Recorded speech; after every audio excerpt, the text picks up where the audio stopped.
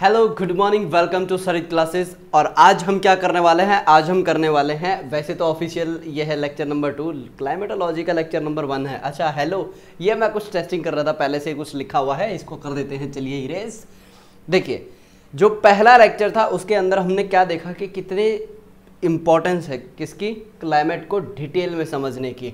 ठीक है, तो यहाँ पे ये स्टार्ट होता है हमारा लेक्चर नंबर 2 क्लाइमेटोलॉजी। और कल मैंने आपसे एक सवाल पूछा था, क्या पूछा था कि क्लाइमेट और वेदर में क्या फ़र्क है, कौन सा शॉर्ट टर्म है और कौन सा लॉन्ग टर्म है, यही तो पूछा था। तो चलिए अपने आज इस काम को ना थोड़ा सा गहराई में लेके जाएंगे। पता है क्या क्या चीज़ें कवर करने वाले हैं? अरे बहुत लेंथ, ये मान के चलिए लेक्चर थोड़ा सा लेंथी हो सकता है। ठीक है, क्लाइमेटोलॉजी। और ये भी बताया था अगर किसी में ये शब्द आ जाता है लॉजी, लॉजी मतलब लॉजिक लगा हुआ है, यानी कि वहाँ पे साइंटिफिक स्टडी हो रही है। क्या हो रही है? साइंटिफिक स्टडी हो रही है, यही तो बताया था। अच्छा, तो यहाँ पे मैं एजेंडा सेट कर दूँ क्या क्या करने वाले हैं। आज का जो लेक्चर है इसके अंदर हम क्या डिस्कस करेंगे? वेदर और क्लाइमेट के बारे में डिस्कस करेंगे। ठीक है, और जो ये वेदर है और क्लाइमेट है इसको रिकॉर्ड किससे किया जाता है, यानी मेजरमेंट के बारे में हम देखने वाले हैं। ठीक है, कि इसको मेज़र कैसे किया जाता है। ठीक है, फिर इसके कुछ टूल्स हैं उनके बारे में क्या की जाएगी, चर्चा की जाएगी। ये तो हो गया हमारा पहला इंपॉर्टेंट टॉपिक। फिर यहाँ पे हम बात करेंगे टेम्परेचर की। ठीक है, टेम्परेचर से रिलेटेड जितने भी कंसेप्ट हैं सारे आज के आज ही हम क्या कर देंगे, निपटा देंगे। चाहे वो आपका एनामोलस बिहेवियर हो टेम्परेचर का, चाहे वो टेम्परेचर इन्वर्जन हो, चाहे वो एडियाबेटिक लैप्स रेट हो, ये सारी आज क्या हो जाएंगे, इसी के अंदर ख़त्म हो जाएंगे। फिर उसके बाद जो नेक्स्ट लेक्चर रहेगा उसके अंदर हम करेंगे विंड एंड प्रेशर बेल्ट, ये टॉपिक हम स्टार्ट करेंगे। ठीक है, तो are you ready for the roller coaster ride of the weather and climate? तो चलिए अपने आज के टॉपिक को करते हैं स्टार्ट। सुबह के बज रहे हैं 5। कई बच्चों की तो अभी तक नींद भी नहीं खुली है ना। यहाँ पे हम लेक्चर रिकॉर्ड कर रहे हैं, मैं हिसाब से 2 घंटे लेट हुई। ये लेक्चर 3 बजे रिकॉर्ड होना था, तो अभी बज रहे हैं 5:05। ठीक है, तो चलिए आज के अपने काम को हम स्टार्ट करते हैं वेदर एंड क्लाइमेट से। देखिए, जब भी हम बात करते हैं वेदर की, ठीक है, या फिर क्लाइमेट की, जब भी आप किसी भी चीज़ के लिए 2 शब्द पढ़ते हैं ना, उनका कुछ अलग अलग मतलब है। ऐसे ही कोई 2 अलग अलग शब्द नहीं बनाए जाते। तो यहाँ पे हमें सबसे पहले समझना है, ये जो वर्ड्स है इनको समझते हैं। हमारा सबसे पहला शब्द क्या है? वेदर है। देखिए, जैसे ही आप उठते हैं आप बोलते हैं आहा क्या बढ़िया मौसम है, कितनी बढ़िया हवा चल रही है, तो ये क्या है? ये है वेदर। यानी आपको क्या मिल गई? एक डेफिनेशन मिल गई। क्या मिल गई? वेदर है शॉर्ट टर्म। वेदर क्या है? Short term. शॉर्ट टर्म मतलब आपका डे टू डे।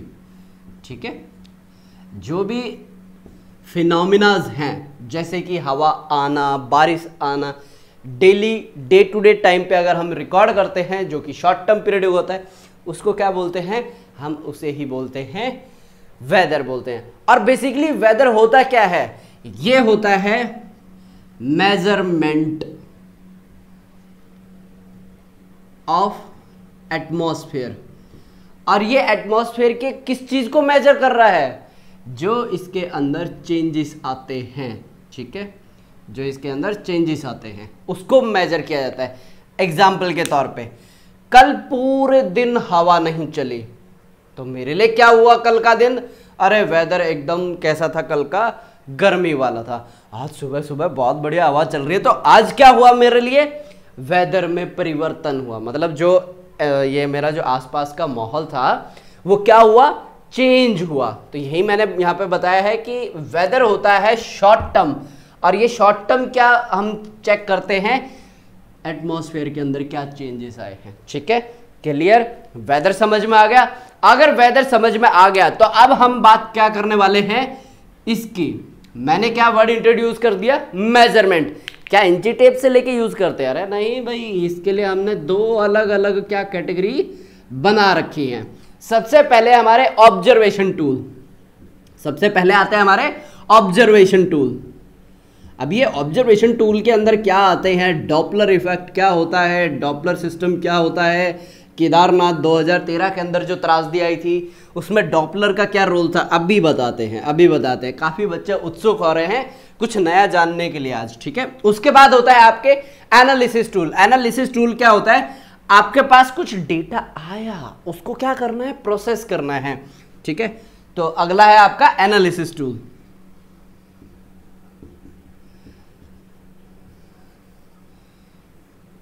ठीक है, तो स्टार्ट करते हैं आपके ऑब्जर्वेशन टूल से। तो ऑब्जर्वेशन टूल के अंदर क्या क्या आ जाएंगे, सबसे पहला आपका आता है डॉपलर रेडार। डॉपलर रेडार नाम से ही समझ में आ रहा है। रेडार क्या करता है, एक फ्रीक्वेंसी सेंड करता है कहां पे, एटमॉस्फेयर में, ठीक है। बताता हूं, सिंपल सा होता है। ये मान के चलिए क्या है, एक रडार है, हालांकि ऐसा होता नहीं है, वो कुछ अलग शेप का होता है, मैं आपको बस समझाने के लिए बता रहा हूँ। रडार क्या करता है, सिग्नल भेजता है, और ये ऊपर हवाई जहाज वाला सोच रहा है मस्त, अपने को कोई टेंशन नहीं, कोई देख नहीं रहा, इसको क्या पता नीचे से भाई रडार की कोई सिग्नल आ रहा है। तो ये वापस आके इसी रडार पे क्या होता है, एब्जॉर्ब, मतलब कि इसके पास रिफ्लेक्ट बैक होके आती है, ठीक है। ये तो सिंपल होता है रडार का, ठीक है। अब यहाँ पे मैं बात कर रहा हूँ डॉपलर की। अब ये डॉपलर के अंदर, अच्छा एल मिसिंग है, तभी मैं सोच रहा हूँ कि कुछ बच्चे कह रहे हैं कि सर, ठीक है। अब यहाँ पे डॉपलर में क्या होगा, डॉपलर यहाँ पे जो एरोप्लेन है ना, एरोप्लेन की बजाय किससे टकराएगा, ये टकराएगा क्लाउड से। समझ में आ गया। अब हुआ क्या था, 2013 की त्रासदी के अंदर ये लगा रखे थे, नो डाउट, लेकिन ये वर्किंग कंडीशन में नहीं थे, ठीक है। इसकी वजह से हुआ क्या, ऊपर कंसिस्टेंट बारिश हो रही है, नीचे जो बेस स्टेशन है, ये पहाड़ी होती है ना, ये बेस होता है, और यहाँ तक ऊपर जाते हैं। ऊपर ऑलरेडी 2 दिन से कंटिन्यू बारिश चल रही है, 3 दिन से बारिश चल रही है, नीचे बेस को पता ही नहीं है, यहाँ से कंसिस्टेंट लोग भेजे जा रहे हैं ऊपर। वो तो 2 दिन के बाद यहाँ पे जो ऊपर लोग थे वो नीचे आके बोल रहे हैं भाई ऊपर 2 दिन से झमाझम बारिश हो रही है, कोई ध्यान नहीं दिया। चौथे दिन जो हमने देखा था केदारनाथ की त्रासदी, वो चौथे दिन में थी, ठीक है।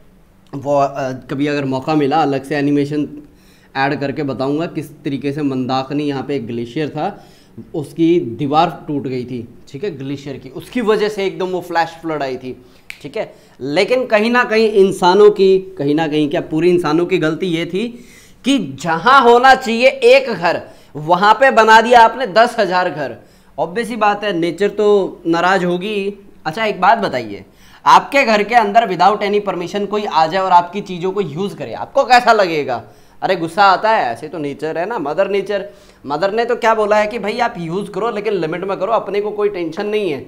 लेकिन हम क्या करते हैं, लिमिट नहीं जानते, तो नेचर बोलती है अच्छा तुम लिमिट भूल गए, ये लो कान के नीचे दो, ठीक है। ये हंसी मजाक चलता रहता है, आप चीज़ों को थोड़ा ध्यान से समझिए। डॉपलर रडार समझ में आ गया।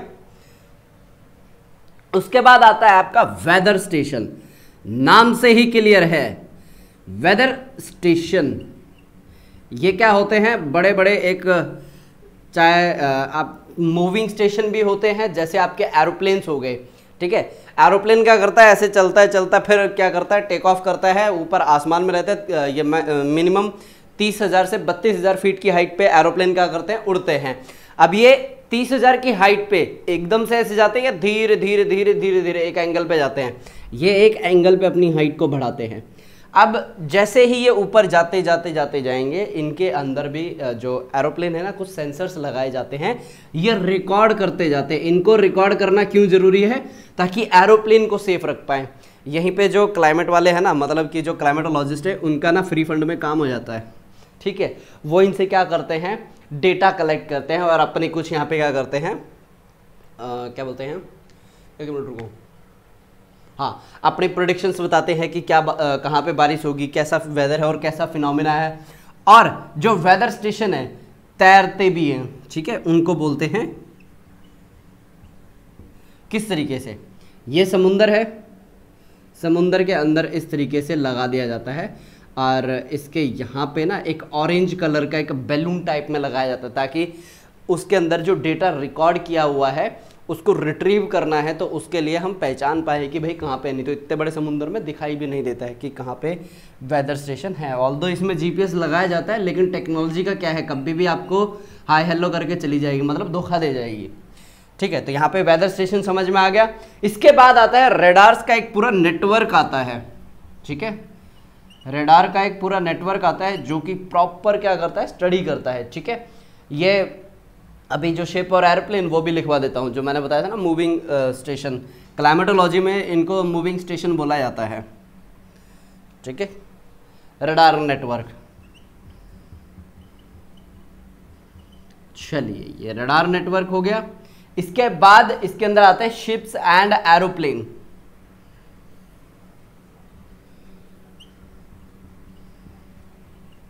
Ships and aeroplane. एरोप्लेन का मेन काम क्या होता है? एरोप्लेन का मेन काम ये है पैसेंजर्स को एक जगह से दूसरी जगह लेके जाना।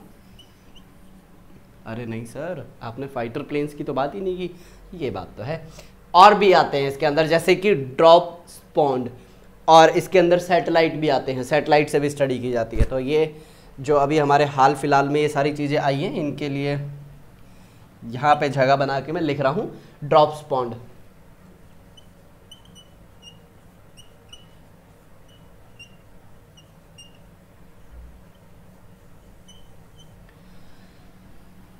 ये है सैटेलाइट।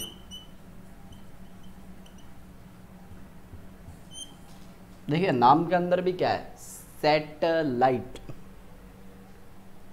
लाइट मतलब हल्का। आप में से कुछ बोलेंगे सर उसका नाम तो मतलब लाइट का मतलब रोशनी भी होता है। आपकी इच्छा, जैसे आपको समझ में आता है, ठीक है, कर सकते हैं आप। ठीक है, तो ये कुछ होते हैं हमारे ऑब्जर्वेशन टूल, जिनकी सहायता से हम क्या करते हैं, चीज़ों को देखते हैं, समझते हैं, और इनसे मिले हुए डेटा को क्या करते हैं हम दूसरी जगह, जो एक हमारा एनालिटिक्स ये वाला जो हम यूज़ करने वाला है ना टूल, जैसे हमारे कंप्यूटर हो गए, ठीक है, सुपर कंप्यूटर का यूज़ किया जाता है, क्योंकि इसके अंदर टेराबाइट्स ऑफ डेटा आता है, ताकि हम उसको क्या कर पाएँ, टाइमली एनालिसिस कर पाए कि भाई कहाँ पे क्या चीज़ें चल रही हैं। जैसे चमोली के अंदर यहाँ पे डिजास्टर हुआ था इस साल की शुरुआत में, जनवरी के मंथ में। अभी उसके लिए जैसे चमोली जैसे जो डिजास्टर है और ऐसे ना हो, कल के ही न्यूज़पेपर में आप देखेंगे उसके रिलेटेड एक अपडेट आई हुई है। ठीक है, एक बार आप उसे पढ़ लीजिएगा। और ये बोला गया IMD को कि आप अपने वेदर स्टेशन ना यहाँ पे भी इंस्टॉल करें, ताकि हमें पहले से पता चल जाए, क्योंकि देखिए जब वो बस्ट हुआ था ना 2 घंटे का टाइम लगा था, पता ही नहीं चला था। ठीक है, जब वहाँ पे कंपन स्टार्ट हुई थी ना, तब पता चला कि भाई कहीं पीछे ना ग्लेशियर फट गया है। मतलब ग्लेशियर फटने का मतलब ये होता है कि कुछ इस तरीके से होता है। ये ग्लेशियर है, ठीक है, ये पूरा जब बारिश होती है ना, ये ग्लेशियर कुछ इस तरीके का बन जाता है। ठीक है, ये ग्लेशियर कुछ इस तरीके का बन जाता है, और इसके अंदर जो ये पानी है ना, इसके पास अभी बहुत ज़्यादा पोटेंशियल एनर्जी है। और फिर होता क्या है, over the period of time ये यहाँ से ना पूरा पिघल जाता है। अब ये जो पीछे जो पूरा पानी है, ये एकदम स्पीड से आता है, और इसको बोला जाता है फ्लैश फ्लड। ठीक है, फ्लैश फ्लड यानी कि अचानक आती है। इसी तरीके से जो नए नए ब्रांड होते हैं वो क्या करते हैं, अपनी सेल निकालते हैं, और वो क्या, उस सेल को क्या बोला जाता है, फ्लैश सेल। ठीक है, समझ में आ गया, बहुत बढ़िया। तो क्या अभी मैं आपको ऑब्जर्वेशन टूल है वो बता दूं, उससे पहले मेरे को ये पेन उठाना पड़ेगा। सर ये पेन नहीं मार्कर है, हाँ बिल्कुल सही बताया आपने। अब देखिए, इसके बाद हमारे जो एनालिटिक्स टूल है, इसके अंदर आ जाते हैं मैप। ठीक है, चलिए इसी से लिख देता हूँ। सबसे पहला आता है मैप। अब आप पूछेंगे सर ये मैप तो जो हम यहाँ पे इंडिया का बनाते हैं, वर्ल्ड का बनाते हैं, उसी की बात कर रहे हैं। अरे नहीं नहीं नहीं नहीं, इसके अंदर हम क्या करते हैं, स्पेशियल और टेम्पोरल दोनों डिस्ट्रीब्यूशन होते हैं ना, जिसको एरियल डिफरेंशिएशन बोलते हैं। क्या बोलते हैं, एरियल डिफरेंशिएशन। एरियल डिफरेंशिएशन का मतलब ये होता है इंडिया और उसी लैटिट्यूड के ऊपर, जैसे आपके साउथ अफ्रीका का कोई देश है, ठीक है, चैड हो गया, ठीक है, सोमाली हो गया, इसके ऊपर कैसा इम्पैक्ट पड़ रहा है, ठीक है, टेम्परेचर का, जो इंसोलेशन आ रही है उसका, ठीक है। इसलिए हमने 5 अलग अलग कैटेगरी बनाई हुई है, जैसे कि isobar, isotherm, isohyets, isotach, ठीक है। तो मैं एक बार यहाँ पे लिख देता हूँ आइसो। सबसे पहला आता है बार। बार मतलब वो वाला नहीं, ये प्रेशर वाला है, ठीक है। प्रेशर को साइंटिफिक टर्म में बार बोला जाता है, इसकी ऐसा यूनिट है, ठीक है। फिर उसके बाद आता है थर्म। थर्म का मतलब बताइए क्या होता है?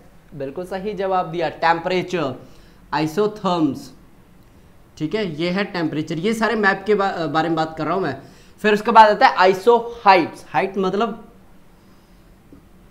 रेन, ठीक है, रेन यानी बारिश, ठीक है, प्रेसिपिटेशन लिख लीजिएगा। उसके बाद आता है आइसोटॉच, TOCH। इसके अंदर क्या आएगा? ये है विंड स्पीड को बताता है, ठीक है, विंड स्पीड को। चलिए, इसके बाद एक और आता है, ये आपको किसी किताब में नहीं मिलेगा, मैं आपको एक्स्ट्रा बता रहा हूं। इसको बोलते हैं आइसोहेल्स, ठीक है, सूरज से आने वाली रोशनी को, सनसाइन की बात होती है इसके अंदर, सनसाइन। इसके अंदर लिख लीजिएगा, मैप के अंदर क्या होता है? स्पेशियल और टेम्पोरल डिस्ट्रीब्यूशन,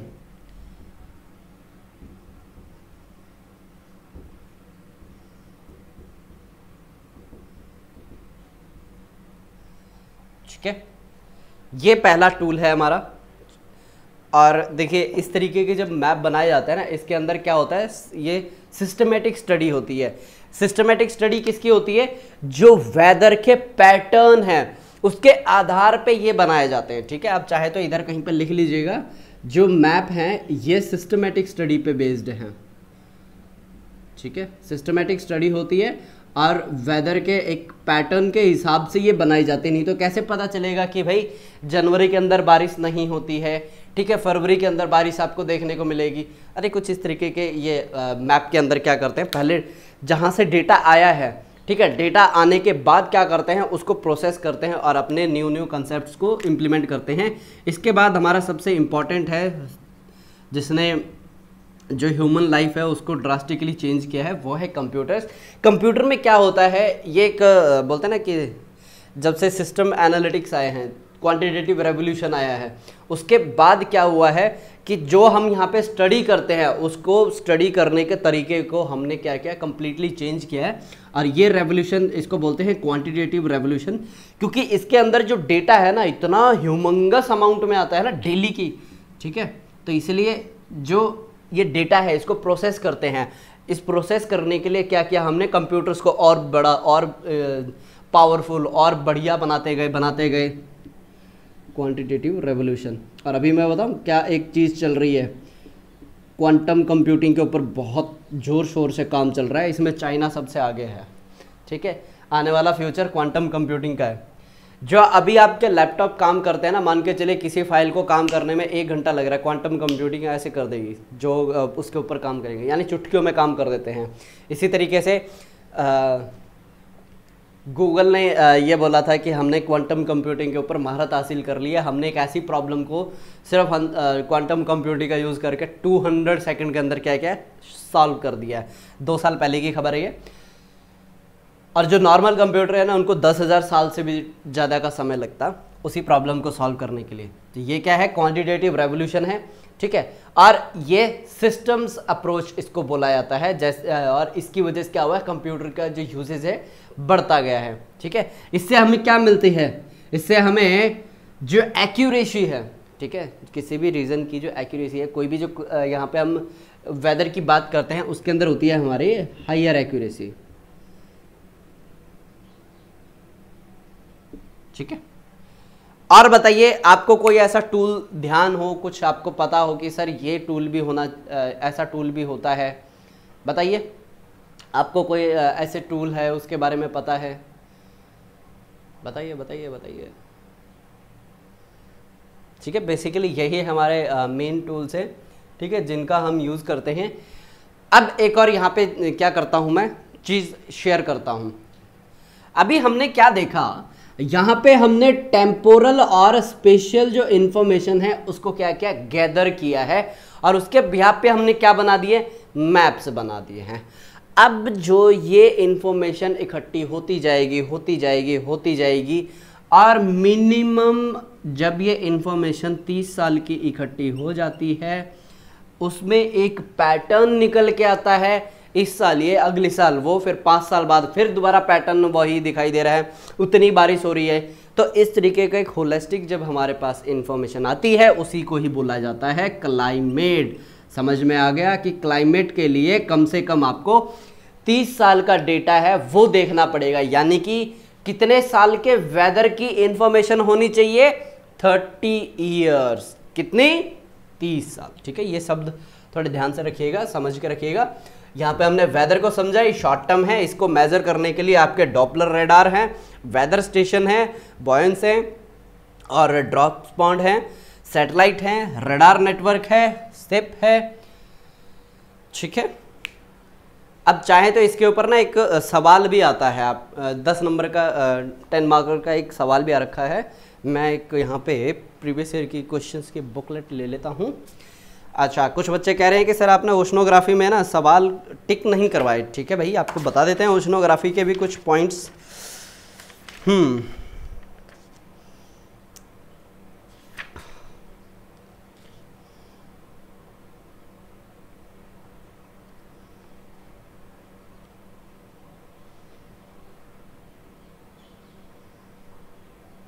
ये देखिए question number 28 page number 14 oceanography की मैं आपको कुछ सवाल हैं वो ये रिपीट करवा देता हूँ। Write a short note on salinity pattern in Indian ocean, करवा दिया है आपको। इसके ऊपर temperature, salinity and density difference in ocean water are the prime cause of ocean water circulation, बता दिया है कि जो सर्कुलेशन है उसको कौन सी चीज़ें इम्पैक्ट करती हैं, ये आपको उठा के इसी में लिख देना है।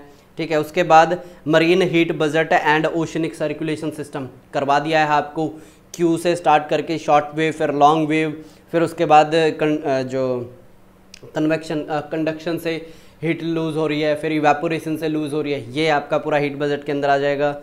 फिर उसके बाद eustatic change of sea level, eustatic change of sea level ये होता है या तो ग्लोबल वार्मिंग हो रही है या फिर ग्लोबल कूलिंग हो रही है, उसकी वजह से क्या होता है, पानी का लेवल ऊपर और नीचे ही जाता है। ठीक है, ये आपको मैंने करवा दिया था। फिर right a short note on ocean deposit, इसके ऊपर तो आपको मैंने नोट्स भी प्रोवाइड किए हैं, बताइए येस और नो। इसके बाद देखिए अच्छा मैं सवालों के नंबर नहीं बता रहा, एक तो मैंने क्वेश्चन नंबर 22 ईयू स्टैटिक बताया था, फिर उसके बाद मैंने अभी ये देखा है ये क्वेश्चन नंबर 25 ये है हीट बजट के लिए, फिर क्वेश्चन नंबर 26 ये है आपका ओशन डिपॉजिट के लिए। उसके बाद है मैरीटाइम जोन्स, यानी कि जो अनक्लॉज हमने किया था ना, जैसे कंटिगुअस जोन, टेरिटोरियल वाटर, फिर उसके बाद exclusive economic zone 200 nautical mile. अच्छा, कुछ बच्चे कह रहे हैं कि सर 200 नॉटिकल माइल वाला समझ नहीं आया। देखिए जो 200 नॉटिकल माइल है ना, कहाँ से स्टार्ट होगा, ये जो लाइन खींची है ना हमने, जो सबसे बाहर जो पॉइंट निकल रहा है वहाँ से जो हमने लाइन खींची है, यहाँ से 200 नॉटिकल माइल स्टार्ट होगा। ऐसा नहीं है कि जहाँ से कंटिगुअस जोन आपका 24 नॉटिकल माइल है वहाँ से इधर से स्टार्ट होगा। ठीक है, टेरिटोरियल वाटर जहाँ से आपने मार्किंग स्टार्ट की है ना, वहाँ से स्टार्ट होगा और ये इंटरनल वाटर आ जाता है। इस तरीके का जो भी पानी बचता है ना, वो इंटरनल वाटर आ जाता है। ठीक है, उसके बाद question number 42 distinguish between low energy coast and coral coast बता दिया था आपको मैंने। ठीक है, फिर उसके बाद discuss the impact of ocean current on air mass behaviour. अच्छा, कल एक बच्चे ने मेरे से पूछा है मेल के ऊपर, स्लोप डेवलपमेंट से रिलेटेड एक सवाल पूछा है, उसके ऊपर कुछ की पॉइंट्स, तो चलिए अभी वो इसके अंदर इंक्लूड नहीं करते, कभी अगर वक्त मिलेगा तो उसके ऊपर एक छोटा सा वीडियो बना के उस विद्यार्थी के पास भेज दिया जाएगा ताकि उसे समझ में आ जाए कि कैसे कैसे वो चीज़ें फॉलो करनी है। अगर आपके भी कोई डाउट हो, अभी तक मेरे पास एक ही डाउट आया है, थोड़ा काम का डाउट था वो, इसलिए उसके ऊपर एक छोटी सी वीडियो बनाना बनता है। ठीक है, ओके। तो मैंने आपको बोला था कि मैं क्या करवाऊँगा, इसके ऊपर एक सवाल आया है वो मैं करवाता हूँ। इसमें थोड़ा सा टाइम लगेगा, तो हम क्या करते हैं 5 से 6 लेक्चर करने के बाद ना जो प्रीवियस ईयर के सवाल हैं तब उठाएंगे। अभी तो मैं आपको वैसे ही वर्बली ही बता देता हूँ जो आया हुआ है सवाल। ठीक है, कुछ इस तरीके का सवाल था, differentiate between weather and climate. चलिए आप लिख लीजिए, differentiate between weather and climate full stop. What are the today's available what are the today's available tools for studying climate pattern? बता दिया है, एक बार आप बुक में जरूर पढ़ लीजिएगा। आप कह रहे हैं कि सर आपने ओशनोग्राफी की बुक में भी मार्किंग नहीं करवाई, क्लाइमेटो में भी मार्किंग नहीं करवाई। बेटा किसी कारणवश वो किताबें अभी मेरे पास अवेलेबल नहीं है, कहीं पे वो गई हुई हैं टहलने फिरने के लिए, ठीक है। जैसे ही वो किताबें आएंगी मैं आपके जो मार्किंग वाले पोर्शन है अलग से कोई वीडियो डाल दूंगा मैं, ठीक है। खुश, वाह देखिए कितना यहाँ पे बच्चों का चेहरा खिलखिला रहा है। अगले देखिए जो हमारा इंपॉर्टेंट टॉपिक है टेम्परेचर, जो अब हमारा दूसरा टॉपिक था आज का, वो हम करने वाले हैं स्टार्ट। तो चलिए करें अपने जो मेजर टॉपिक है उसको स्टार्ट। और इस देखिए जो ये टेम्परेचर हम करने वाले हैं ना, टेम्परेचर के अंदर क्या रहेगा, इंसोलेशन, और इसको कौन से फैक्टर इंपैक्ट करते हैं। इंसोलेशन मतलब गर्मी, धूप, उसकी बात होती है। फिर बात आती है टेम्परेचर, ठीक है, इनको कंफ्यूज मत करना। टेम्परेचर को इंपैक्ट करने वाले कौन से फैक्टर्स है वो देखेंगे। फिर टेम्परेचर इन्वर्जन क्या होता है, एक प्रॉपर डायग्राम बनाएंगे। उसके बाद एनामोलस जो टेम्परेचर होता है ना वो बताएंगे, ठीक है। अच्छा, यहाँ पे हमने एक शब्द पढ़ा था कल के लेक्चर में जिसको एरोसोल बोला जाता है। बताइए एरोसोल क्या होता है, बताइए व्हाट इज एरोसोल। सोल मतलब आत्मा, एरो मतलब तीर। वाह, क्या आपने बोलते हैं ना हिंदी में होता है संधि विच्छेद, शब्द विच्छेद, ऐसे करके कुछ होता था, बड़े डंडे पड़ते थे। आप में से कितने बच्चों की हिंदी बड़ी मस्त, मतलब बोलते हैं ना कि समास, संधि, संज्ञा, स्वरनाम, इसके ऊपर बहुत बढ़िया पकड़ थी। अरे हिंदी में बड़े डंडे खाए, कभी मैथ में नंबर नहीं कम आए, साइंस में कभी कम नहीं आए, इंग्लिश में एक दो बार 0 नंबर आए हैं, टीचर ने माफ़ कर दिया था। लेकिन हमारे मैथ के टीचर इतने ज़बरदस्त थे, 1 नंबर कटता था, बेटा लाइन में आओ, एक एक हाथ के ऊपर 30-30 डंडे, आहा बड़ा मज़ा आता था। आपको क्या लगा, बड़ा दर्द होता था, मैं ये बोलूँगा। ठीक है, टेम्परेचर एंड इंसुलेशन। कुछ बच्चे कह रहे सर आपके भी डंडे पड़ते थे। अरे भाई स्कूल में पढ़ने वाले हर किसी को पढ़ते हैं, इवन कि इंटेलिजेंट से इंटेलिजेंट को, और जो नहीं पढ़ते थे उनको तो फ्री में बोलते ना थोक के भाव से प्रसाद मिलता था। तो चलिए आप में से भी काफ़ी बच्चों ने प्रसाद लिए हैं, काफ़ी बच्चे रिकॉल भी कर पा रहे हैं उस समय को, और कुछ बच्चे बोल रहे सर ये तो हमें अभी भी मिलता है, स्कूल की बजाय घर से मिलता है। ठीक है, आप रिसीव करते जाइए, हम यहाँ पे अपने टॉपिक को क्या करते हैं आगे बढ़ाते हैं। हमारा जो मेन जो एजेंडा रहेगा अभी इसके अंदर हम टेम्परेचर को किस किस एंगल से देखने वाले हैं, इंसोलेशन, फिर उसके बाद टेम्परेचर, इन दोनों का इम्पैक्ट डालने वाले जो फैक्टर्स हैं उनके बारे में देखेंगे। उसके बाद ये पॉइंट 2 हो गया, ये पॉइंट 3 है जिसके बारे में अभी बात कर रहे हैं। जो टेम्परेचर है, इन्वर्जन, देखिए इन्वर्जन का मतलब होता है उल्टा। क्या होता है अभी बता दूंगा आपको मैं, इस पे पहुंचने में कम से कम 40 से 45 मिनट का टाइम लगेगा, ये टाइम लगेगा, दोनों वर्ड मिक्स हो गए। इन्वर्जन होता है कभी कभी, दो शब्द एकदम मिक्स हो जाते हैं ना जब रेट ऑफ स्पीच ज़्यादा हो जाती है, ठीक है। दिमाग भी बोलता है अरे अरे अरे अरे थोड़ा धीरे, ठीक है। कभी कभी बच्चे बोलते हैं नीचे कमेंट में, सर आप कभी कभी ना इतनी फास्ट बोल जाते हैं, 1 मिनट ये क्या चढ़ा हुआ है गर्दन पे। अरे 1 मिनट दो भाई। चलिए फिर उसके बाद देखेंगे एनामोलस टेम्परेचर। एनामोलस टेम्परेचर का मतलब ये होता है एज पर हमारी कैलकुलेशन, और जो भी हम यहाँ पे एनालिटिक्स यूज़ करते हैं और कंप्यूटर का यूज़ करते हैं उसके हिसाब से कितना होना चाहिए टेम्परेचर, 10 डिग्री होना चाहिए, लेकिन है वहाँ पे 40 डिग्री। क्या होगा, एनामोलस बिहेवियर हो गया। ये देखेंगे कि एनामोलस बिहेवियर आता क्यों है और कैसे आता है, इसके पीछे का रीज़न क्या है, ठीक है। अगर आपने इतना कर लिया है तो अब मैं जाता हूँ उसी पॉइंट के ऊपर जिसमें मैंने आपसे किसके बारे में पूछा था, एरोसोल के बारे में पूछा था। तो उससे पहले जो इंसोलेशन है, ठीक है, उसको क्या करते हैं हम थोड़ा सा सेग्रीगेट करते हैं, ठीक है। कि इंसोलेशन के अंदर बेसिकली क्या होते हैं। इंसोलेशन में टोटल जो अगर आप मोटी मोटी बात करें ना 7 चीज़ें होती हैं, जैसे कि गामा रेज, एक्स रेज, फिर उसके बाद यूवी रेज, फिर आपके विजिबल रेज आती हैं, फिर उसके बाद उसके अंदर आती हैं इंफ्रारेड रेज, माइक्रोवेव, फिर आती है रेडियो वेव, ठीक है। उनकी वेव लेंथ के अकॉर्डिंग आगे आगे जाते जाएंगे। तो ये मैं यहाँ पे एक छोटा सा क्या बना देता हूँ आपके लिए, चार्ट भी बना देता हूँ। इसके अंदर आप देखिए 1 2 3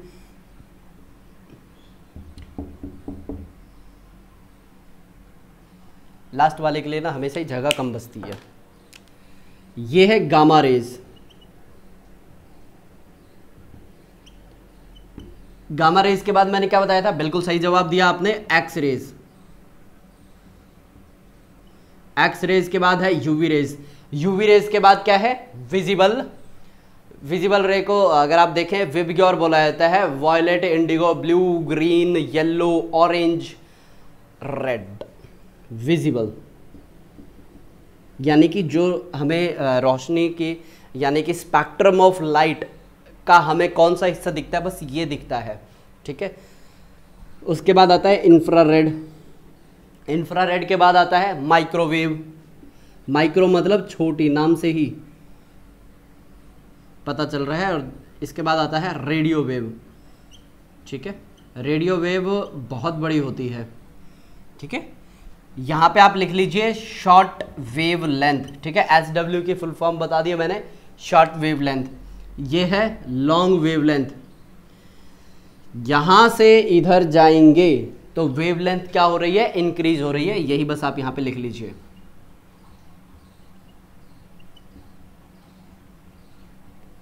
ये मेरी शॉर्ट ट्रिक है, चाहे तो आप लिख लीजिए। अब यहाँ पे जो एरोसोल का कंसेप्ट है वो इंट्रोड्यूस करता हूँ, क्योंकि उससे पहले मुझे ये लाइट के बारे में बताना था कि ऐसा क्यों होगा एरोसोल के साथ, ठीक है। अब देखिए, जो एरोसोल है ना, उसके टोटल कैसे साइज हो सकते हैं, 3 साइज के आपको एरोसोल मिल सकते हैं। अब ये 3 साइज कौन से होंगे इसके अंदर, एक होगा वेरी स्मॉल। क्या होगा, वेरी स्मॉल। दूसरा होगा ये जो स्मॉल है ना, इससे थोड़ा बड़ा होगा, ठीक है। यहां पे मैं स्मॉल लिख देता हूं। फिर एक होता है टू बिग, ठीक है। ये स्मॉल की बजाय, नहीं तो फिर सेंस नहीं आएगी, मैं बिग लिख देता हूं। एक होता है वेरी स्मॉल, एक होता है बिग, और एक होता है टू बिग, यानी कि ये बहुत बड़ा है। अब देखिए, ये जो एरोसोल के डिफरेंट साइजेस है ना, ये अलग अलग काम करते हैं, ठीक है, अपने साइज के अकॉर्डिंग।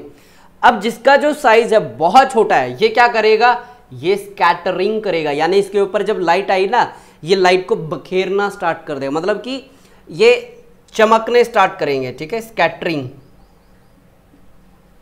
उसके बाद जिसका साइज बहुत बड़ा है, ठीक है, बिग है,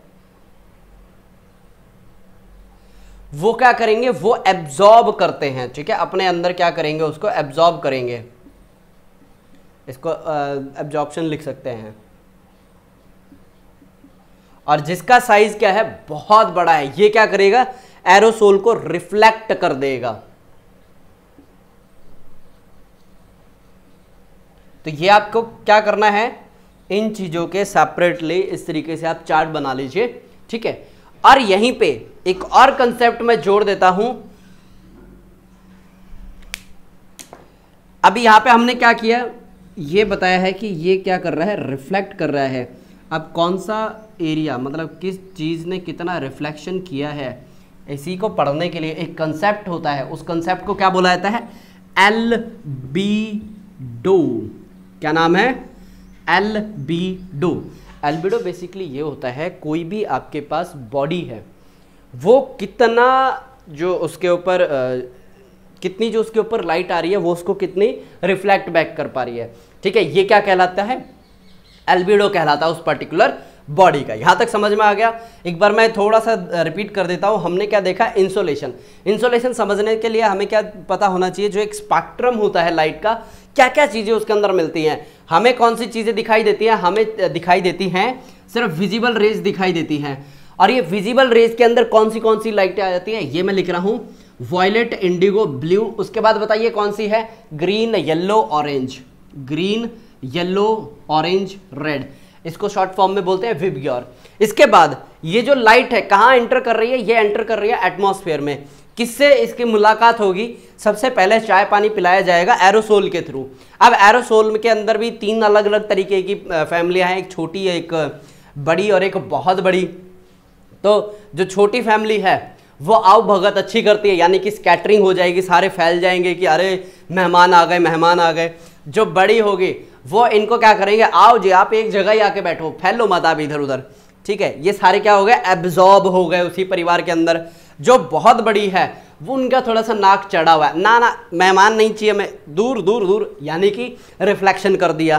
तो समझ में आ गया, 3 तरीके के होते हैं, स्मॉल, बिग और टू बिग। तो इनके अलग अलग फिनोमिना है। यहीं से फिर हमने देखा जिनका नाक चढ़ा हुआ है, किसका कितना नाक चढ़ा, मतलब कौन कितनी ज्यादा क्या कर सकता है, रिफ्लेक्ट कर सकता है। तो परसेंटेज की टर्म में हमने उसके लिए एक अलग ही कंसेप्ट देखा यहां पे, उसको क्या बोला जाता है, एल्बिडो। अरे हर जो अमीर होता है उसका नाक नहीं चढ़ा होता, समझाने के लिए कंसेप्ट एकदम से दिमाग में आ गया, कहीं से कोई मैं प्लानिंग करके नहीं आता, अरे इसके ऊपर यही एग्जांपल दूंगा, ठीक है। पढ़ाते पढ़ाते ये दिमाग में आ जाते हैं, तो चलो मन करता है कि बच्चों को बता दिया जाए। अब यहाँ पे एक और कंसेप्ट है जो आपको समझना होगा, क्योंकि रिफ्लेक्शन आ गया ना, इसके साथ इसका एक भाई भी आता है, ठीक है। उस भाई का क्या नाम है, रेडिएशन, ठीक है। रिफ्लेक्शन और रेडिएशन में थोड़ा सा अंतर समझिए आप। रेडिएशन एंड रिफ्लेक्शन, मैंने बोला था ना कुछ होते हैं अच्छे भी होते हैं। तो देखिए रेडिएशन तो क्या करेगा, अरे भाई हमको तो मिलना ही नहीं है किसी से, हमारे पास टाइम ही नहीं है, कोई अपॉइंटमेंट नहीं लिया है, वो है रिफ्लेक्शन। कहने का मतलब है जो इसके पास लाइट आई उसमें से कुछ भी एब्जॉर्ब नहीं करेगा, पूरी की पूरी यूनिट वापस भेज दी जाएगी, ठीक है। इसमें जो क्या बोलते हैं एग्जैक्ट यूनिट्स, यानी कि ऑल यूनिट्स लिख लीजिए, ऑल यूनिट्स रिफ्लेक्ट बैक, मतलब कि कुछ भी एक भी यूनिट का लॉस नहीं होगा। लेकिन रेडिएशन क्या करेगा, रेडिएशन थोड़े से समझदार टाइप के हैं, ठीक है, या अभी अभी अमीर बने हैं, तो ये क्या करेंगे, ये देखेंगे कि भाई कौन कितना काम का है, यानी कि पहले तो बुलाएंगे आओ आओ, यानी कि जो काम का था शॉर्ट वेव वो तो रख लिया और वापस कर दिया लॉन्ग वेव। समझ में आया क्या हो रहा है यहाँ पे, ये तो रिफ्लेक्शन हो गई, ठीक है। ये ज़्यादा क्या थे अपने एटीट्यूड में, किसका कितना परसेंट का एटीट्यूड है उसके लिए हमने एल्बिडो पढ़ लिया। अब इसके अंदर भी ये नाराज हो गई कम्युनिटी, अरे आपने हम सभी को कैसे बोल दिया, तो हमने बोला अच्छा इसी बात है, कुछ अच्छे लोग भी हैं, तो चलिए हमने एक और कैटेगरी बना दी। ये तो बता दिया था एक भी यूनिट क्या नहीं करते, लेते ही नहीं अपने पास, और ये क्या करेगा, एब्जॉर्ब करेगा पहले, उसके बाद क्या करेगा, जो शॉर्ट वेव है वो बोलेंगे भाई ये मेरे काम के हैं, आप रुक जाओ ना यहाँ पे। बोलते अच्छा हम तो रुकने को तैयार थे, आपने बोला अभी। फिर ये लॉन्ग वेव के ये बोलते हैं भाई देखो बात ऐसी है, तुम थोड़ा सा कमाई धमाई कर सकते हो तो बाहर जाओ थोड़ा सा कमा के लेके आओ। तो ये लॉन्ग वेव मतलब बड़ी उम्र के जो वर्किंग एज पॉपुलेशन में आते हैं। तो चलिए आपको ये समझ में आ गया। अरे वाह बच्चे देखे क्या स्माइली पोस्ट कर रहे हैं आ जाते हैं भाई कभी कभी ऐसे एग्जाम्पल, ठीक है। इसके बाद देखिए, इसके बाद हमारा आएगा इंसुलेशन। अभी हम क्या करने वाले हैं, स्टार्ट करने वाले हैं। उससे पहले कि क्या था, ये एक बैकग्राउंड आपको देना था। समझ में आ गया। ये एक एक शब्द है ना, ध्यान से यूज कीजिएगा आंसर राइटिंग में। रिफ्लेक्शन जहां लिखना है रिफ्लेक्शन ही होना चाहिए, जहां रेडिएशन है रेडिएशन ही होना चाहिए। यहाँ पे इनका एक और चाचा मामा ताऊ में से एक और आता है जिसको बोलते हैं रिफ्रैक्शन, ठीक है। ये क्या करता है, ये अगर इस एंगल से लाइट आ रही है ना, ये उसका एंगल चेंज कर देगा। यानी कि ये ऐसे लोग होते हैं हाईली मोटिवेटेड, कोई भी डिमोटिवेटेड इसके पास आएगा ना, ऐसा खासा डिमोटिवेट भाई तुम्हारा माइंडसेट चेंज करे भेजेंगे। हम अगर पैसा कमा रहे हैं तो तुम क्यों नहीं कमा रहे, तो ये हो गया रिफ्रैक्शन, ठीक है। पैसे के नाम पे ना हर किसी को चीज़ें याद रहती हैं ना, देखिए क्या चेहरे पे मुस्कान है सभी के। अच्छा यहाँ पे क्या हो गया, हमने चीज़ों को अभी से क्या किया, इंट्रोड्यूस किया है। इंसुलेशन अभी पढ़ना बाकी है। इंसुलेशन का मतलब ये होता है जो यहाँ पे रेडिएशन आ रही है, यानी कि अब हम इसकी बात कर रहे हैं, कौन सी आएगी हमारे पास, लॉन्ग रेंज की आएगी, ठीक है। तो यहाँ पे जो हमारे पास रेडिएशन आ रही है वो कितने वॉट पे आ रही है। देखिए जब हम बिजली की बात करते हैं यही तो देखते हैं ना, कितने वॉट कितने एम्पियर करंट के लिए हम एम्पियर यूज करते हैं। तो अब यहाँ पे हम देख रहे हैं कि जो इंसुलेशन है वो उसके लिए हमने क्या एसआई यूनिट यूज की है, वॉट पर मीटर स्क्वायर। और ये हम देख रहे हैं पर डे कितनी आ रही है, ठीक है, रोजाना कितनी आ रही है उसकी बात कर रहे हैं। देखिए एनसीईआरटी में दो अलग अलग चीजें दी हुई हैं, मैं दोनों चीज़ें आपको अभी बता देता हूँ। इंसुलेशन कर रहे हैं ना, बाकी का मैं सारा हटा देता हूँ।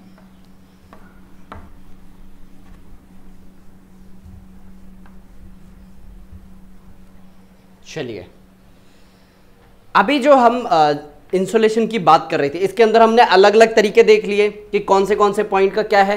तो इसके अंदर देखिए, जो इंसुलेशन है उसके लिए जो एग्जैक्ट जो वैल्यू है, मैं आपको अभी एग्जैक्ट वैल्यू बताने से पहले थोड़ी सी और इसके अंदर क्या करता हूँ, चीज़ें ऐड ऑन करता हूँ। देखिए, जब सूरज अपने अंदर से फ्लेयर्स निकालता है, फ्लेयर्स मतलब जब भी अगर आप डिस्कवरी चैनल या नेशनल ज्योग्राफी के ऊपर टाइप कीजिए सन से रिलेटेड कुछ भी, तो वहाँ पे ना आपको सूरज की एक पिक्चर दिखाई जाती है और उसमें से एक वॉर्टेक्स ऐसे निकलता है, ऐसे वॉर्टेक्स निकलता है।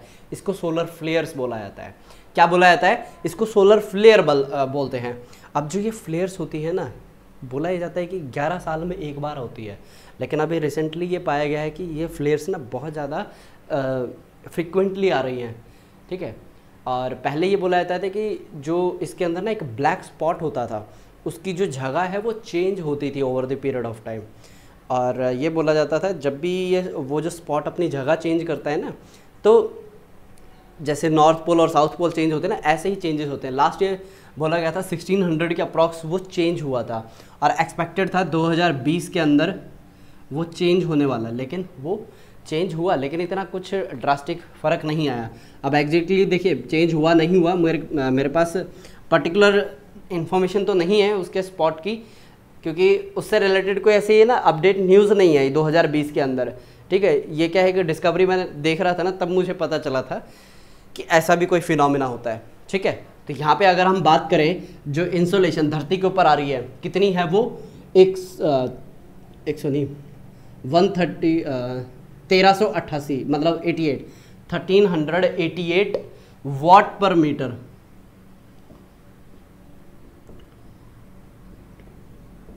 और इसी के लिए एक और टर्म है बोली जाती है, वो है टू लैग्लेस। ठीक है, ये आपको एनसीईआरटी के अंदर मिलेगी लिखे हुए।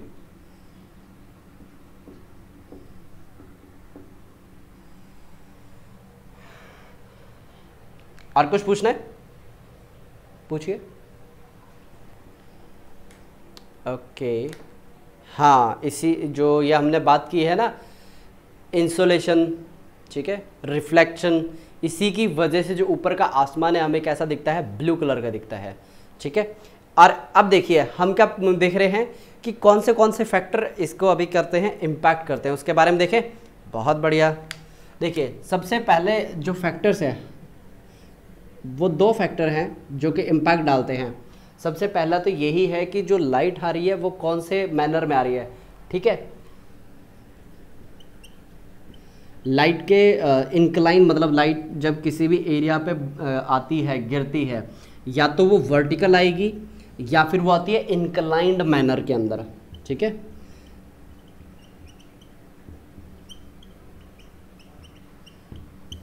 अब मुझे एक चीज़ बताइए, मैं यहाँ पे एक डायग्राम बनाने वाला हूँ, उसके हिसाब से मुझे बताइएगा कि एक तो सूर्य देवता सीधा इस तरीके से किसी एरिया पे लाइट डाल रहे हैं। ठीक है, और एक सूर्य देवता कुछ इस तरीके से लाइट डाल रहे हैं किसी एरिया में, तो कौन सा एरिया जल्दी गर्म होगा, मुझे ये बताइए। ये मैं ए लिख देता हूँ, ये मैं लिख देता हूँ बी। तो अब मुझे बताइए कौन सा एरिया क्या होगा, हीटअप होगा। बताइए बताइए बताइए बताइए, फटाक देसी आंसर आना चाहिए आप सभी का। देखते ही बच्चा भी बता देगा सर जिसका एरिया छोटा है वो क्या होगा, जल्दी गर्म होगा। आपको आंसर मिल चुका है। इंसुलेशन को इम्पैक्ट करने की जो होता है ना, इंसुलेशन कहाँ पे आपको ज़्यादा मिलेगा, यहाँ पे आपको मिलता है मैक्सिमम और इधर मिलेगा आपको मिनिमम। ठीक है, यही मुझे आपको पॉइंट समझाना था। और जैसे जैसे यहाँ पे हम जब बनाते हैं ना अर्थ के अंदर ये जो हमारा इक्वेटोरियल है, ऊपर चला गया नीचे चला गया, उसकी टेंशन मत लीजिए, कंसेप्ट समझिए आप। ठीक है, जो ये इक्वेटर है, इक्वेटर का ये क्या है, 0 डिग्री। यहाँ पे क्या वर्टिकल है। ठीक है, ए लिख दूँ यहाँ पे ताकि आपको समझ में आ जाए। ए मतलब इस चीज़ की बात कर रहा हूँ मैं। और जैसे जैसे ऊपर जाते जाएंगे यहाँ पे आपको बी कैटेगरी मिलने स्टार्ट हो जाएगी, यानी कि इंक्लाइन स्टार्ट होगा। बी कैटेगरी यानी कि इंक्लिनेशन, इंक्लिनेशन मतलब यहाँ पे आपको क्या देखने को मिल रही है, गर्मी कम देखने को मिलेगी। इसलिए यहाँ पे क्या आपको मिलती है, ये पोलर पार्ट है और ये हमेशा किससे जमा रहेगा, बर्फ़ से जमा रहता है। ठीक है, ये पोलर पार्ट। डन, बढ़िया, कंसिस्टेंट, चीज़ें समझ में आ रही है। अब देखिए ये तो है इनिशियल जो यहाँ पे इम्पैक्ट डालता है। उसके बाद यहाँ पे मैंने जो दूसरा बनाया है, ठीक है, इसको चाहे तो आप सेकंड पॉइंट आप लिख लीजिए। दूसरा है जो अर्थ की स्फेरिकल शेप है ना, स्फेरिकल शेप, ये पहला है जो इम्पैक्ट डाल रहा है। सेकंड है जो अर्थ की गोलाकार, जो गोल है ना, मतलब उसको स्फेरिकल बोलते हैं, क्योंकि अगर मैं सर्कल बोलूँगा तो अंदर से हॉलो होता है, स्फेरिकल होता है अंदर से सॉलिड होते हैं। स्फेरिकल अर्थ, इसके अंदर मैंने क्या बताया, जो ट्रॉपिकल है यानी यहाँ पे ज़्यादा है, पोल्स पे क्या है, कम है।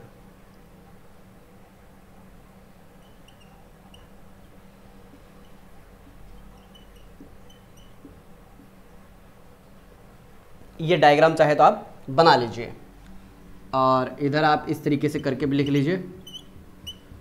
ट्रॉपिक्स पे मैक्सिमम, मिनिमम कहाँ हुआ, इधर।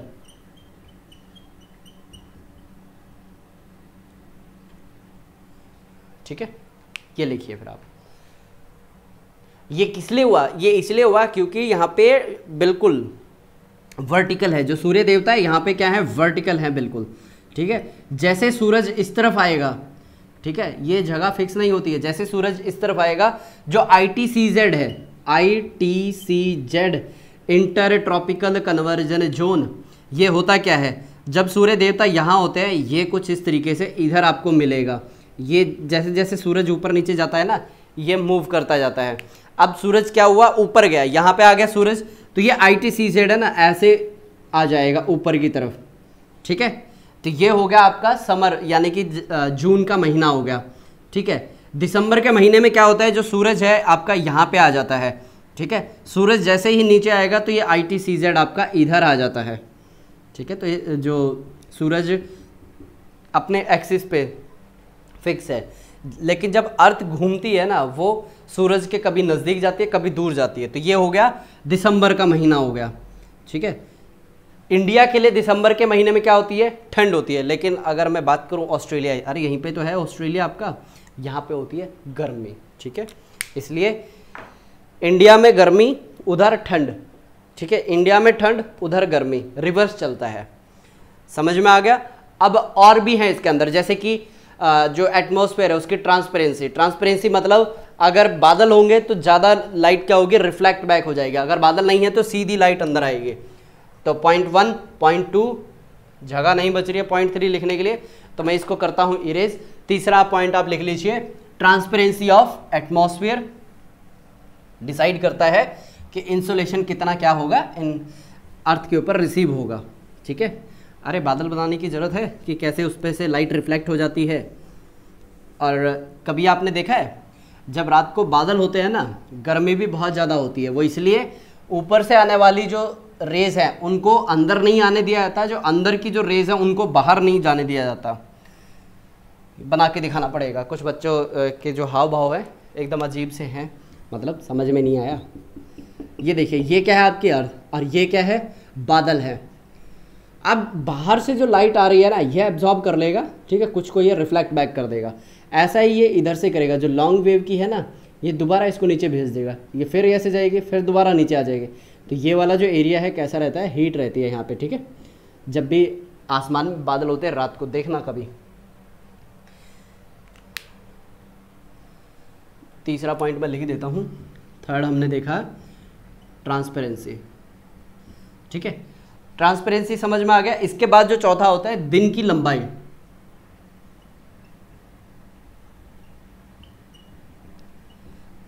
फोर्थ है लेंथ ऑफ द डे। गर्मियों में क्या होते हैं, लंबे दिन होते हैं, तो जिसकी वजह से क्या होता है, जो गर्मी है वो ज़्यादा होती है या कम होती है। अरे अभी तो अपने कौन से, आज 2 जुलाई है, गर्मी कितनी एक्सट्रीम पे जा रही है। अभी जैसे 6 बजने वाले हैं, अभी से 8 मिनट है 6 बजने में, मेरे को अब भी ही कितनी हीटअप फील हो रही है, ठीक है। तो एक तो होते हैं आपकी डे ऑफ लेंथ, वो डिपेंड करती है। फिर उसके बाद यहाँ पे एल्बिडो आ जाता है, ठीक है। एल्बिडो मतलब अगर ब्लैक कलर है, जैसे मैंने ये लिखा, ये ब्लैक कलर से मैंने यहाँ पे इसका बनाया, तो ये क्या कर रहा है, लाइट को रिफ्लेक्ट नहीं कर रहा, उसको एब्जॉर्ब कर रहा है, ठीक है। एल्बिडो के लिए आप ये इस तरीके से लिख सकते हैं, रिफ्लेक्टिंग प्रॉपर्टी ऑफ अर्थ।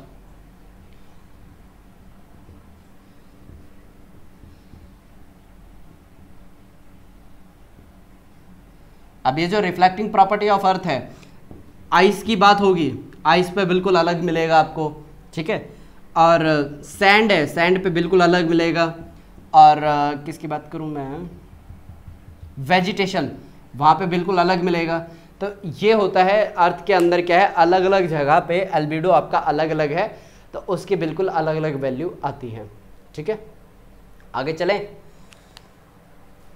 चीज़ें समझ में आ गई ना, बहुत आसान है। जब आपको एकदम स्ट्रक्चर्ड मैनर में करवाई जाती हैं चीज़ें, एकदम सिंपल मक्खन की तरह चलती हैं। और अभी हमने क्या देखा कि जो सूरज है अपने ITCZ के अकॉर्डिंग इक्वेटर से ऊपर और नीचे इस तरीके से शिफ्ट होता जाता है। तो इसका क्या करने वाले हैं, एक प्रॉपर डायग्राम मैं आपको देने वाला हूँ, आप उसको ध्यान से बनाइएगा कि कहाँ पे आपको जो बोलते हैं ना पतझड़ वाली ऋतु मिलेगी, कहाँ पे कौन से आपको सीजन्स मिलते हैं। जैसे हमारा जो इंडियन कॉन्टिनेंट है, इसके अंदर कितने आपको सीजन्स देखने को मिलते हैं, 5 से 6 आपको सीज़न देखने को मिलते हैं कि नहीं देखने को मिलते। इंडिया बहुत ही एक ऐसी रेयर जगह पे है जहाँ पे आपको इतने सारे मौसम, इतनी सारी लैंग्वेज और इतने सारे कल्चर एक साथ आपको देखने को मिलते हैं। अदरवाइज़ मोनो कल्चर है हर जगह पे, ठीक है। वेस्टर्न की तरफ जाएं आप, वेस्टर्न में जैसे क्रिश्चियनिटी है, वो भी क्या है, मोनोथीज़म है। मतलब वहाँ पे ज़्यादा से ज़्यादा 2 कैटेगरी आपको मिल जाएंगी, प्रोटेस्टेंट और कैथोलिक, ठीक है। इनके अंदर क्या डिफरेंस है, टाइम आने पे कभी अगर समय मिलेगा तो मैं आपको बता दूंगा, ठीक है। और इंडिया की अगर आप बात करें, इंडिया में आपको एक पंथ के बहुत सारे आपको सेक्ट्स देखने को मिल जाएंगे। जैसे कि अगर आप हिंदू की बात करते हैं, ठीक है, हिंदू वैसे कोई धर्म नहीं है, ये एक सोच है, ये एक विचारधारा है, ठीक है, एक वे ऑफ लाइफ है कि हम जिस तरीके से जीते हैं उस तरीके जीने की पद्धति को बोला जाता है, ठीक है। अब ये बीच में मैंने बनाया है सन। अब ये सन क्या करेगा, सन अभी आपको बताता है क्या करेगा। ये सन कुछ नहीं करेगा, इसके चारों तरफ जो अर्थ घूम रही है ना, देखिए हमारी अर्थ क्या हो गई है, बिल्कुल चपटी हो गई है, बिल्कुल अंडा जैसा बनी थी ना ये, लेकिन हमें अंडा नहीं बनाना है, ठीक है, हमें अर्थ बनानी है, ठीक है। ये अर्थ की क्या है, हमने जो मेजर 4 अलग अलग लोकेशंस होती हैं वो यहाँ पे हमने क्या किया, पिक कर ली हैं। देखिए आप जब स्क्रीन के अंदर देखते हैं तो आपको पता चल जाता है कि लाइन टेढ़ी हो गई है, लेकिन यहाँ पे क्या है, जो मेरा लाइन ऑफ साइट है उसके अकॉर्डिंग बहुत बाद में पता चलता है कि लाइन टेढ़ी है या नहीं, ठीक है। Over the period of time ये भी चीज़ें सीख लेंगे हम, ठीक है। तो यहाँ पे हमने क्या देखा, ये है सन। अब इसके अंदर क्या है, अलग अलग हम क्या बनाने वाले, क्वाड्रेंट बनाने वाले हैं। अब ये जो अलग अलग क्वाड्रेंट है क्या बताएंगे, कहाँ पे विंटर है, ठीक है। ये मैंने बनाया है कि ये अर्थ के घूमने का एक एक्सिस है,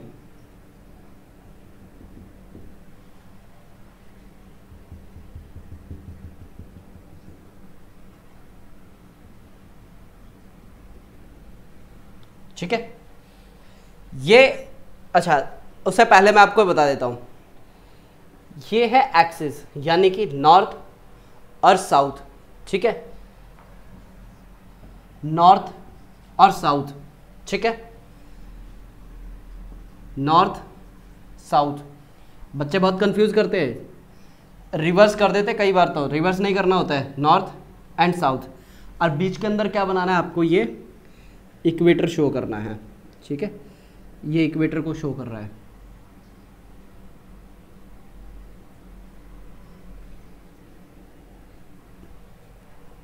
अब देखिए जैसे जैसे यहाँ पे अर्थ घूमती है, ठीक है, ये मान के चलिए क्या है, बीच में सन है।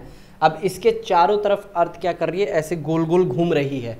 अब इसके अंदर क्या होता है, कुछ टाइम ऐसा आता है जब ये सूरज से ज़्यादा दूर हो जाती है, कभी ये सूरज के ज़्यादा पास आ जाती है, ठीक है। तो अब उसके अकॉर्डिंग क्या होते हैं, यहाँ पे विंटर्स बदलती हैं। ये जो पोर्शन है आपका, ये कौन सा टाइम पीरियड शो करता है, तो यहाँ पे हम क्या बात कर रहे थे, जब अर्थ इस क्वाड्रेंट में आती है, ठीक है। तो ये कौन सा टाइम पीरियड होता है, ये वाला है 22 दिसंबर, ठीक है। मैं लिख भी देता हूँ, ये है 22 दिसंबर, ठीक है। यहाँ पे आती है अर्थ 22 दिसंबर को, और ये है 23 सितंबर, ठीक है, 23 सितंबर। यहाँ पे लिख देता हूँ मैं ऊपर 23 सितंबर। ये जो लोकेशन है यहाँ पे अर्थ कब आती है बताइए, यहाँ पे ITCZ शिफ्ट हो रहा होता है, यानी कि 21 जून की मैं बात कर रहा हूँ, 21 जून। और आप ये भी लिख सकते हैं, ये किस चीज़ को डिपेक्ट करता है, ये फिनोमिना डिपेक्ट करता है, दोबारा 21 जून को लिख रहा हूँ, ITCZ यहाँ पे शिफ्ट होता है, ITCZ शिफ्ट, यानी कि नॉर्थ वेस्ट मॉनसून का टाइम पीरियड है। सॉरी, नॉर्थ वेस्ट नहीं, साउथ वेस्ट, नॉर्थ वेस्ट तो रिट्रीटिंग का टाइम पे आता है।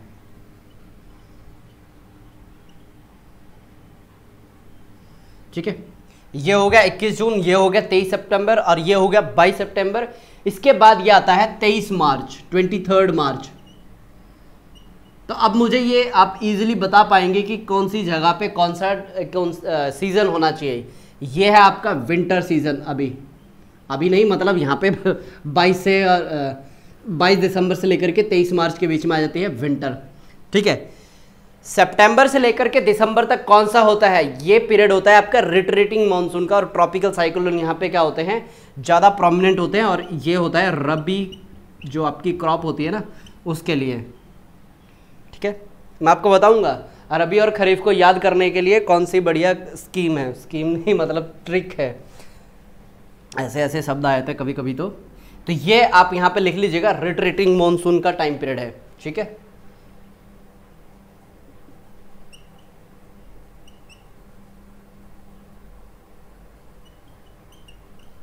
रिट्रीटिंग मानसून यानी अभी क्या आपको बनते दिखेंगे, ट्रॉपिकल साइक्लोन आपको यहाँ पे बनते हुए दिखाई देंगे।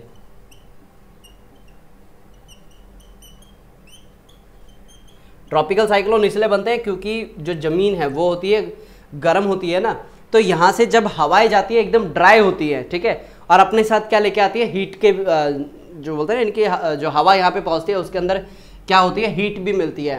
और यहाँ पे अगर आप देखेंगे ना, मैक्सिमम टेम्परेचर इन्वर्जन आपको इसी वक्त देखने को मिलता है,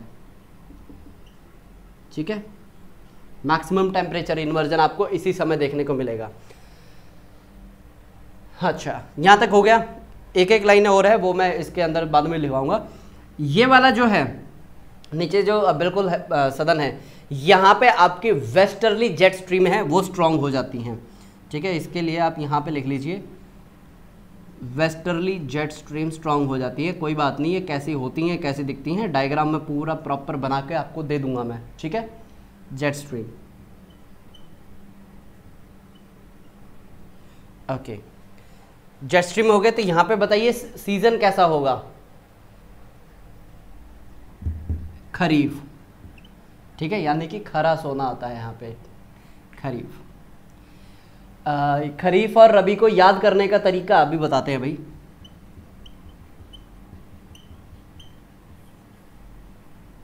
खरीफ, इसके बाद अच्छा, खरीफ के अंदर अगर आप बात करेंगे क्या आता है, साउथ वेस्ट मॉनसून आता है। मैं हमेशा मॉन को ना मून लिख देता हूं, ठीक है, ये हो गया। इसके बाद ये वाला एरिया कौन सा है, ये आपका ड्राई समर का एरिया नहीं, टाइम है। अभी है आपके बिल्कुल ड्राई समर, जैसे अभी जो आपका टाइम पीरियड चल रहा है ये एकदम है सूखी गर्मी, इसके अंदर बारिश नहीं होती है। तो यहाँ पे जो फसल लगाई जाती है उसको जायद क्रॉप बोला जाता है, ठीक है। यहाँ पे जो फसल लगती है इस टाइम पीरियड में उसको बोलते हैं खरीफ, और इस टाइम पीरियड पे जो फसल लगती है उसको बोलते हैं रबी क्रॉप, ठीक है। अब एक एक शब्द है वो मैं यहाँ पे लिखवा देता हूँ आपका, एक ही जगह पे जो बोलते हैं ना जीके के, यहाँ पे 50-60 क्वेश्चन है, यहाँ पे मैंने आपको करवा दिया है जीके के, ठीक है। और अभी क्या बताना था, हाँ, ये वाला जो टाइम पीरियड है ये है विंटर सोलिसिट, विंटर सोलिसिट। अब इसके अंदर देखते हैं ना कि वर्ल्ड के साल के अंदर ऐसा होता है, एक दिन ऐसा होता है जो सबसे छोटा दिन माना जाता है, एक दिन होता है जिसको हम सबसे बड़ा दिन कंसिडर करते हैं, ठीक है, जैसे 21 जून हो गया, 22 दिसंबर हो गया, ये सबसे छोटा और सबसे बड़ा होता है साल का। ये जो हमारी एक्सिस है ना, मतलब एक्सिस मतलब हम अपने कॉन्टिनेंट के हिसाब से लेके चलते हैं। ऑस्ट्रेलिया में ये बिल्कुल अलग हो जाता है, ऑस्ट्रेलिया के लिए ये तारीखें चलती हैं। ठीक है, ठीक है, ये हो गया आपका विंटर सॉलिसिट। यहाँ पे कहीं पे मैंने स्प्रिंग लिखा है क्या, पतझड़ आती है, ऐसा कुछ लिखा है कहीं पे? नहीं लिखा ना। ये है आपका स्प्रिंग इक्विनॉक्स।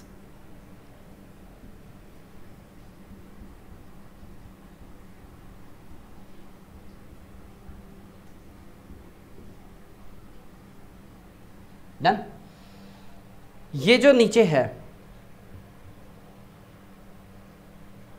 इसका सच में मुझे भी ध्यान नहीं आ रहा क्या है, बाद में अपडेट करके मैं आपको बता दूंगा। ये है समर सॉलिसिट। अच्छा, ये ऑटम इक्विनॉक्स है। ये बोलते हैं ना कभी कभी एकदम से चीज़ें दिमाग में से इतनी स्किप हो जाती हैं, लेकिन पढ़ते पढ़ते पढ़ाते पढ़ाते रिकॉल हो ही जाती हैं। ये है ऑटम। ऑटम मतलब पतझड़।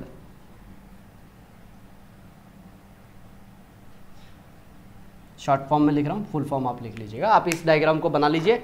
ठीक है, इस डायग्राम को समय देना बहुत ज़रूरी था, क्योंकि ये डायग्राम ना 4 अलग अलग कंसेप्ट के अंदर क्या होता है, इम्प्लीमेंट होता है।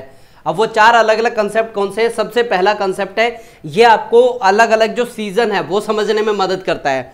दूसरा कंसेप्ट, कब स्प्रिंग टाइड होती है, ठीक है, कब नीप टाइड आएगी, ठीक है, तो उसमें भी आपको ये समझने में मदद करेगा। बस फर्क इतना रहेगा, बीच में अर्थ हो जाती है और इसके चारों तरफ आ जाता है मून आ जाता है।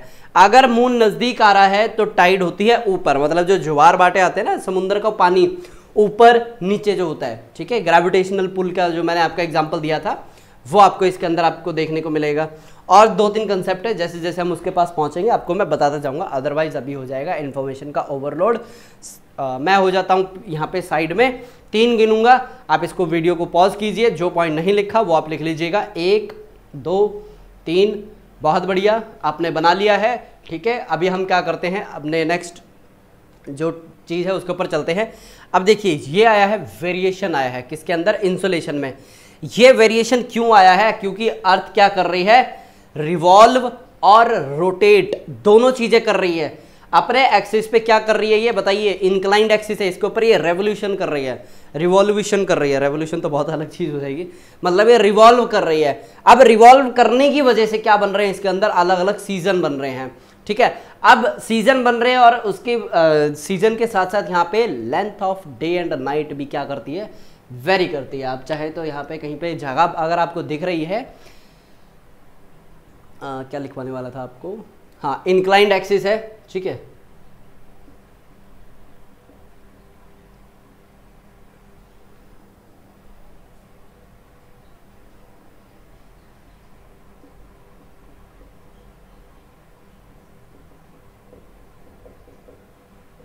इंक्लाइंड एक्सिस की वजह से क्या होता है, इसके जो अर्थ है, अर्थ के अंदर क्या होते हैं, सीजन बदलते हैं। ठीक है, सीजन चेंज हुए। अब सीजन की वजह से क्या होता है, जो लेंथ है, लेंथ किसकी, डे और नाइट, ये चेंज होते हैं। ठीक है, कभी कंफ्यूजन दिमाग में मत लाइएगा कि किस वजह से होता है। अर्थ की रोटेशन हो रही है, ठीक है, एक्सिस जो है उसका उसके ऊपर इंक्लाइंड है। ठीक है, यानी अर्थ रोटेट भी कर रही है और रिवॉल्व भी कर रही है, दोनों एक चीज़ें एक साथ हो रही है, दोनों चीज़ें साथ चल रही हैं। अभी हम क्या करेंगे, टेम्परेचर को स्टार्ट करते हैं। ठीक है, इंसुलेशन को हमने काफ़ी क्या किया है, डिटेल में देखा है, समय काफ़ी दिया इसको। अभी हम देखते हैं टेम्परेचर के बारे में। ठीक है, अब देखिए टेम्परेचर को अभी हम क्यों देखेंगे, वो इसलिए देखेंगे क्योंकि सूरज की वजह से यहाँ पे आई है गर्मी, उसकी वजह से टेम्परेचर या तो ऊपर जाएगा या फिर नीचे जाएगा। ठीक है, किस तरीके से होता है वो सारी चीज़ें अभी देखते हैं। इसको मैं क्या करता हूँ, फटाक देसी इरेज कर देता हूँ। अच्छा, जब मैं स्कूल में था ना, टीचर जब बार बार बोर्ड को इरेज करता था, मेरे दिमाग में पता क्या ख्याल आता था, यार कुछ ऐसा होना चाहिए, एक बटन दबाओ बोर्ड इरेज हो जाए। ठीक है, ये थॉट आया था जब मैं स्कूल में था, और अभी देखा तो भैया ऑलरेडी इम्प्लीमेंट हो भी चुका है। यानी कि आपके दिमाग में जो विचार आते हैं ना, वो कहीं ना कहीं किसी और के भी दिमाग में विचार आया है, कोई उसके ऊपर एक्ट करके एक कंपनी ही खड़ी कर देता है। ठीक है, तो जब भी ऐसे विचार आए उसके ऊपर जितनी जल्दी एक्शन लेंगे अच्छी बात है, अदरवाइज आपकी जगह कोई और एक्शन ले लेगा, मतलब कोई और उसी चीज़ को और बेहतर तरीके से इम्प्लीमेंट कर लेगा। अभी हम क्या करने वाले हैं, ओह माय गॉड आज मार्कर बहुत छूट रहे हैं हाथ से। टेम्परेचर। अब आप बताइए टेम्परेचर की बेसिकली सिंपल सी, साधारण सी, ब्यूटीफुल सी, इजी सी डेफिनेशन क्या होनी चाहिए। टेम्परेचर को डिफाइन कैसे किया जाता है, जो हीट आप क्या कर सके, सेंस कर सके हॉरिजॉन्टली और वर्टिकली। ठीक है, सिंपल सी, टेम्परेचर वो होता है ऐसी हीट जिसे आप सेंस कर सकें हॉरिजॉन्टली और वर्टिकली। ठीक है, बस इसके अंदर एज वेल एज सीजनली भी जोड़ लीजिए। इसके अंदर देखिए, अब जो ये टेम्परेचर है जो अर्थ का, किससे डायरेक्टली रिलेटेड है, ये डायरेक्टली रिलेटेड है इंसोलेशन से। ठीक है, अब इसके अंदर देखिए दो चीजें आती हैं, एक होती है डायरेक्ट सोलर इंसोलेशन जो कि होती क्या है 14% आपकी होती है। उसके बाद होती है कंडक्शन। ठीक है, कंडक्शन क्या होती है अभी बताते हैं। जब एक बॉडी से दूसरी बॉडी में हीट क्या होती है, ट्रांसफर होती है। जैसे ये लाल है डिपिक्ट कर रहा है किसको, हॉटनेस को, ब्लैक है किसको, बिल्कुल ठंडा पड़ा है, ये जो ब्लू है किसको, कोल्डनेस को। जैसे ही मैं इसको टच करूंगा इसकी जो हीट है इसमें ट्रांसफर होनी स्टार्ट हो जाएगी, वो क्या कहलाएगी, बहुत बढ़िया आपने जवाब दिया, यही कंडक्शन कहलाती है। तो यानी कि एक होता है डायरेक्ट, किसका, सोलर इंसोलेशन का सोर्स। ठीक है, टेम्परेचर का direct insolation, direct solar insolation, और ये है 14%। ठीक है, इसके बाद आता है कंडक्शन। ठीक है, कंडक्शन मैंने समझा दिया, समझ में आ गया, बहुत बढ़िया।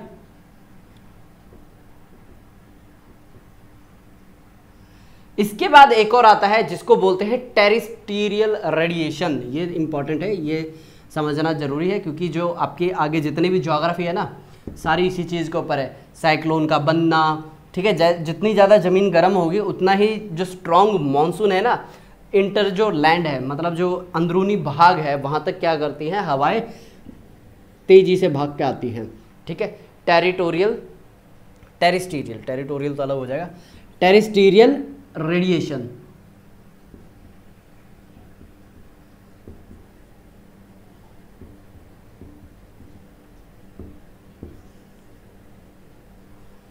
कंडक्शन में लिख लीजिए बाय टचिंग, और इसमें जो हीट ट्रांसफर होती है मॉलिक्यूलर लेवल पे होती है।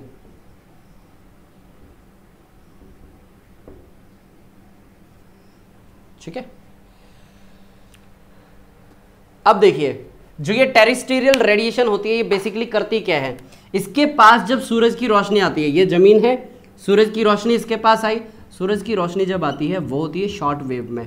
शॉर्ट वेव को तो करती है एब्जॉर्ब, और जब ये रिफ्लेक्ट करते हैं, मतलब जब ये बोलते हैं ना कोई चीज़ गर्म होती है तो जब उसके पास एकदम हाथ लेके जाते तो लगती है ना, तपत लगती है आपको। या फिर जब आप सर्दियों में आग जो बोलते हैं ना हाथ सेकने के लिए आग लगाते हैं, क्या आप आग के अंदर बैठते हैं या उससे थोड़ी दूर बैठते हैं, भाई थोड़ी दूर बैठते हैं तब भी गर्मी आती है ना, बिल्कुल यही होता है। तो सूरज की वजह से क्या ये शॉर्ट वेव आई है, और जब यहाँ से ये क्या होती है निकलना स्टार्ट करती है, ये होती है लॉन्ग वेव की। ठीक है, शॉर्ट वेव कन्वर्ट हो जाती है लॉन्ग वेव में। और जो लॉन्ग वेव रेडिएशन है, हमने क्या देखा था, यहाँ पे जो GHG गैसेज हैं, शॉर्ट वेव को तो अपने अंदर से जाने देंगी, लेकिन लॉन्ग वेव को जाने नहीं देती है, जिसकी वजह से ये दोबारा आ जाती है अर्थ के पास। अब कोई इसका चारा मतलब कुछ भी नहीं हो सकता, ये क्या क्रिएट करती है, हीट क्रिएट करती है। ठीक है, इसकी वजह से क्या होता है, जो एटमॉस्फेयर का टेम्परेचर है वो बढ़ना स्टार्ट होता है। उसके बाद ये हो गया, फिर होता है चौथा कन्वेक्शन। ठीक है, कन्वेक्शन बेसिकली क्या होता है, अब मैं इसी डायग्राम के साथ क्या करता हूं, उसको एडजस्ट कर देता हूं कन्वेक्शन को। अब देखिए यहाँ पे कंसिस्टेंट क्या हो रही है, सूरज की धूप आ रही है। सूरज की धूप आने की वजह से यहाँ पे जो आसपास में जो हवा थी ना, ये क्या हो चुकी है, एक्सपैंड हो चुकी है। जैसे ही हवा एक्सपैंड होती है, हल्की होती है और ये ऊपर की तरफ क्या करती है, मूव करना स्टार्ट होती है, तो इस तरीके से हवा क्या होगी, ये ऊपर की तरफ मूव करना स्टार्ट होगी। और जब हम देखेंगे कि जो एक specific pack of air mass है, ठीक है, उसका टेम्परेचर अलग है, और जो दूसरा एयर मास है जो किसके पास है, आपको वाटर के नियर बाय मिलेगा, उसका टेम्परेचर होगा अलग होगा, ठीक है। तो ये होता है कन्वेक्शन। इसके अंदर ये होता है कि अगर मैं इसको सिंपल इंग्लिश में अगर आपको मैं बताऊं, the process of transfer of heat energy by the movement of substance from one place to another. Simple सा यही है। मैंने क्या बोला कि जो जमीन की गर्मी थी अब वो शिफ्ट हो गई कहाँ पे, ऊपर एटमॉस्फेयर में, ठीक है।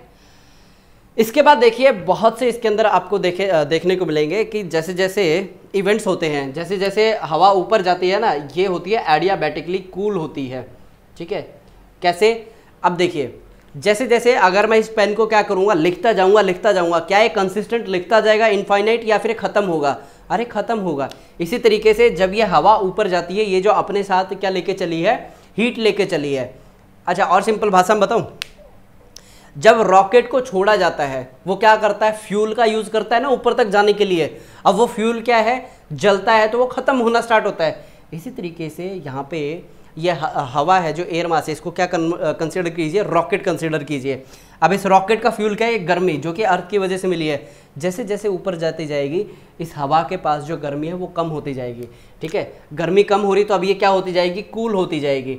तो इसी को क्या बोला जाता है, एडियाबैटिक कूलिंग बोला जाता है। क्या बोला जाता है इसको, एडियाबैटिक कूलिंग बोला जाता है, जिसके अंदर दो अलग अलग कंसेप्ट आते हैं आपके, ड्राई एडियाबैटिक और वेट एडियाबैटिक कूलिंग, ठीक है। और ये मैंने आपको ऑलरेडी बताया था, जो ड्राई है आपका 10 डिग्री से कम होता है आपका, और वेट होता है 5 डिग्री से कम होता है। लेकिन अगर आप थोड़ा सा और प्रिसाइजली जाएंगे तो इतना आपको मिलेगा, 5.5 नहीं, ये आपको 6 के अराउंड मिलता है, ठीक है।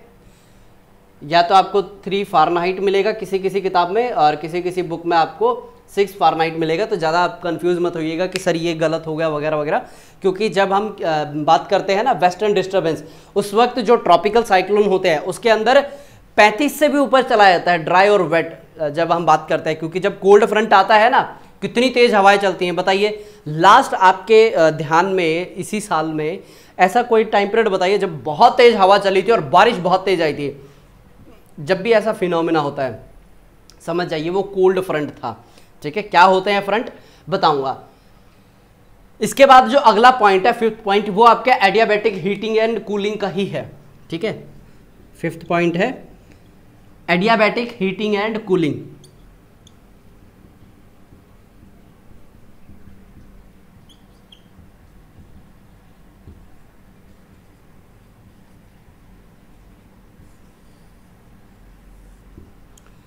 ये मैंने आपको ऑलरेडी बता दिया है कि इसमें क्या होता है, जो आपकी हवा है वो क्या होती है, गर्म और ठंडी होती है, ठीक है। गर्म कैसे होगी, हवा अगर नीचे आ रही है। ठंडी कैसे होगी, अगर हवा ऊपर जा रही है। यानी कि डिसेंट और असेंट के ऊपर डिपेंड करता है हवा कैसी होगी, ठंडी होगी या गर्म होगी, ठीक है। आप एक बार ये जो अभी तक मैंने आपको करवाया है ये इसको आप देखिए, समझिए। और इसके बाद हम क्या करते हैं, अपने अगले जो टॉपिक है लेटेंट हीट, उसको स्टार्ट करेंगे। कर लिया, स्टार्ट करें अपने लेटेंट हीट के टॉपिक को। चलिए, लेटेंट हीट बेसिकली देखिए होती क्या है। लेटेंट हीट अगर सिंपल भाषा में समझाता हूँ, किसी भी चीज़ की जो स्टेट है, स्टेट मतलब राज्य वाला नहीं, अगर कोई चीज़ सॉलिड है उसको लिक्विड में कन्वर्ट करने के लिए कितनी ऊर्जा चाहिए, या फिर ऑलरेडी कोई लिक्विड है उसको गैस में कन्वर्ट करने के लिए कितनी एनर्जी चाहिए, वो क्या कहलाती है बताइए, लेटेंट हीट। यानी कि आपको कितनी गर्मी प्रोवाइड करनी पड़ी, ठीक है। नेक्स्ट हमारा है जो टॉपिक है वो लेटेंट हीट के ऊपर है। दिख रहा है ना आपको, बहुत बढ़िया। लेटेंट हीट के अंदर हम जब भी एग्जांपल लेते हैं, यही एग्जांपल लेते हैं, आइस को हम कन्वर्ट करते हैं किसके अंदर, पानी के अंदर, यानी वाटर के अंदर।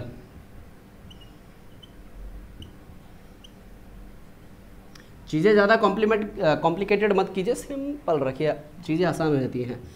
वेपर्स, इसको आप गैस भी लिख सकते हैं। जब आप कौन सी पढ़ते हैं, केमिस्ट्री पढ़ेंगे, तो वहाँ पे आपको क्या देखने को मिलेगा, 8th क्लास में अगर आप देखते हैं तो आपको सिंपल आता है सॉलिड लिक्विड गैस, ठीक है। वहाँ पे लेटेंट हीट पढ़ाया जाता है और इस तरीके से पढ़ाया जाता है कि बच्चा कभी समझ ना पाए, ठीक है। मेरे साथ ऐसा हुआ था, टीचर अच्छे थे, मेरी बुद्धि उस टाइम बहुत ज़्यादा क्या थी, पैदल थी, ठीक है। अब देखिए यहाँ पे होगी क्या, लेटेंट हीट ऑफ फ्यूज़न, ठीक है। लेटेंट हीट ऑफ फ्यूज़न का मतलब अभी ये टूट रहा है, ठीक है।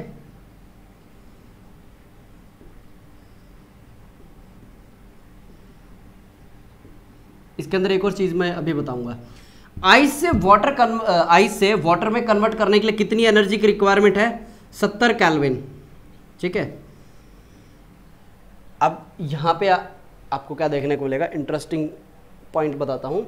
ये क्या है, लेटेंट हीट ऑफ इवेपोरेशन।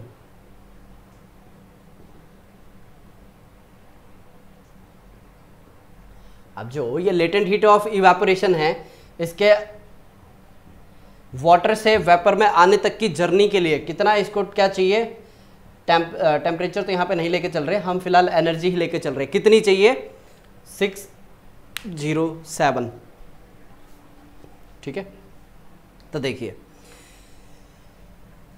इसको यूपीएससी से कंसिडर करके देखूं, यहाँ पे आप फुल मोटिवेटेड है, एक्साइटेड है, सब कुछ है, क्या कर रहे हैं आप, चीज़ों को प्लान कर रहे हैं कि आज इतना पढ़ लेंगे, यहाँ तक पहुँच गए आप, ठीक है। यानी आधे रास्ते तक आ गए आप, आपने पढ़ाई 6 महीने करी, कितनी ऊर्जा लगेगी आप, 70%।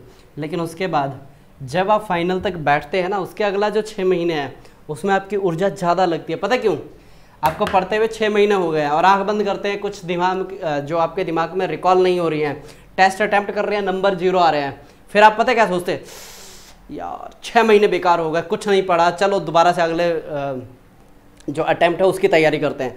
इस चक्कर में आपके 5 अटैम्प्ट कब निकल जाते हैं नहीं पता चलता। अगर आप ये चीज़ यहीं पे थोड़ा ध्यान देना, यहाँ पे आप ऑलरेडी बीच रास्ते में आ चुके हैं, ठीक है। यहाँ से यहाँ तक जाने में आपकी ऊर्जा ज़्यादा लगेगी, लेकिन आप पहुँच जरूर जाएंगे, ठीक है। ये बहुत सिंपल सी चीज़ है, बच्चे क्या करते हैं, इसको बहुत ही हल्के में लेते हैं, ठीक है।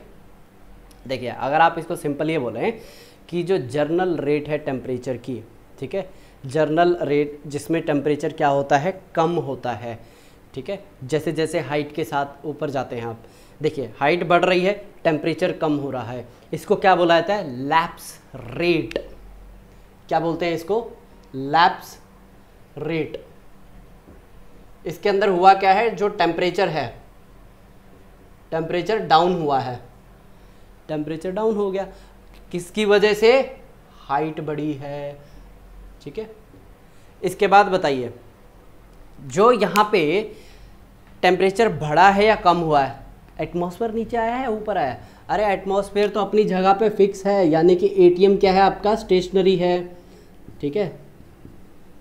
अब ये मत कहना सर फ़ोन से भी पैसा निकलवा लेते हैं, ठीक है, ये मैं एटमॉस्फेयर की बात कर रहा हूँ।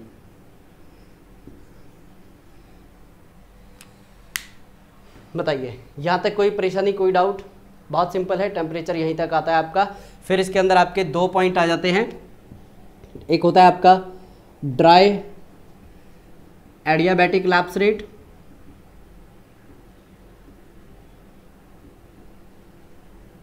और फिर इसके बाद आता है wait adiabatic lapse rate.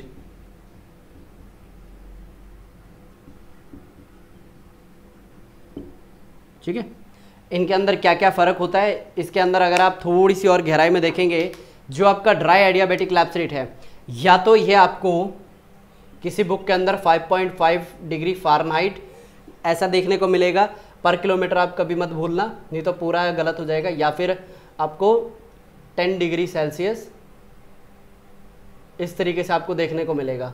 Basically dry का मतलब ये होता है जैसे जैसे हवा ऊपर जाती है वो क्या होती है, सैचुरेट होना स्टार्ट होती है। सैचुरेट मतलब जो उसके पास गर्मी है ना वो जल्दी रिलीज़ कर देती है, ठीक है। और इसके बाद आता है आपका वेट एडियाबैटिक, इसकी जगह वेट की बजाय आपको कहीं पे मॉइस्ट भी लिखा देखने को मिल सकता है, कंफ्यूज मत होना। ये आपको किसी किसी बुक में 3 डिग्री फ़ारेनहाइट देखने को मिल सकता है, या फिर आपको 6 डिग्री सेल्सियस भी देखने को मिल सकता है पर किलोमीटर, 6 डिग्री सेल्सियस पर किलोमीटर आपको ये देखने को मिल सकता है। अब देखिए, जब भी अगर आप ये देखते हैं ना, जो ऊपर का एटमॉस्फेयर है वो अपनी जगह क्या है, स्टेबल है। एटमॉस्फेयर ऊपर नीचे नहीं होता, इस चीज़ की आपको क्या रखनी है, ध्यान रखनी है। और देखिए जो रिलेशनशिप है किसके बीच में, टेम्परेचर में और जो एनवायरमेंटल लैप्स रेट है, ठीक है, वही क्या डिटरमाइन करता है, स्टेबिलिटी और इनस्टेबिलिटी। क्या ये रिलेशनशिप यहाँ पे मैं स्टैब्लिश कर दूँ ये, ठीक है। ये रिलेशनशिप किसका है, temperature and environmental lapse rate.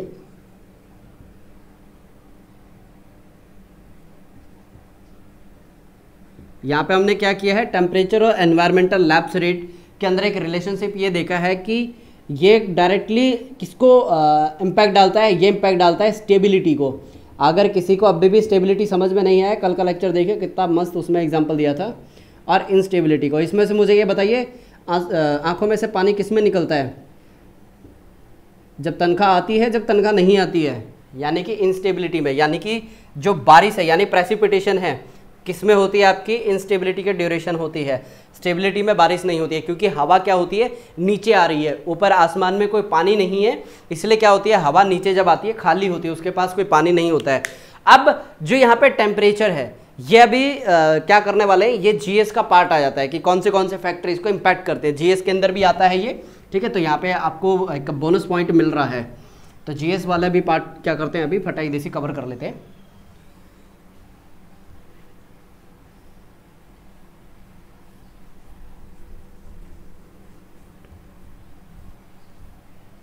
चलिए कहाँ तक लिख दिया, हाँ अभी अपने को क्या देखना है, जो टेम्परेचर है उसको कौन से फैक्टर इम्पैक्ट कर रहे हैं। स्पीड ज़्यादा है, कोई बात नहीं बेटा, इसको आप थोड़ी धीरे करके देख लीजिए, क्योंकि ये थोड़ा लेक्चर लेंथी है। ऑलरेडी 1.5 घंटे हो चुके हैं इस लेक्चर को, और शायद इतना ही टाइम और लगेगा इसे। फैक्टर जो कि अफेक्ट करते हैं टेम्परेचर को,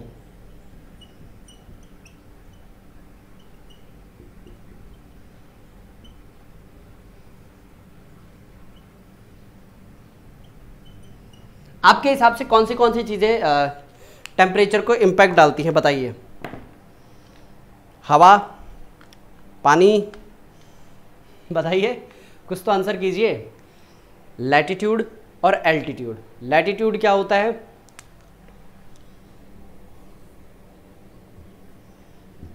लेटी हुई लाइनें, ये क्या है, लैटिट्यूड है। जैसे जैसे ऊपर जाते जाते हैं टेम्परेचर क्या होता है, माइनस में जाता जाता है, ठीक है। ये तो हो गया लैटिट्यूड। एल्टीट्यूड होता है, ये जमीन है, जैसे जैसे जैसे जैसे आप ऊपर जाते जा रहे हैं क्या होगा, टेम्परेचर बढ़ेगा कि कम होगा, कम होता जाता है। भाई बढ़ेगा कौन बता रहा है, नींद में हो क्या तुम, सच में। एक तो तुम नाम भी ऐसे ऐसे लिखते हो, वायरल फीवर तड़का, क्या नाम है, ताकि सर को पता ही ना चले कि कौन देख रहा है। बेटा आप जब सब्सक्राइब करते हो सारी इन्फॉर्मेशन आ जाती है। अरे मजाक कर रहा था। अच्छा यहाँ पे हम क्या देख रहे थे, लैटिट्यूड देख रहे थे, और दूसरा है एल्टीट्यूड देख रहे थे हम।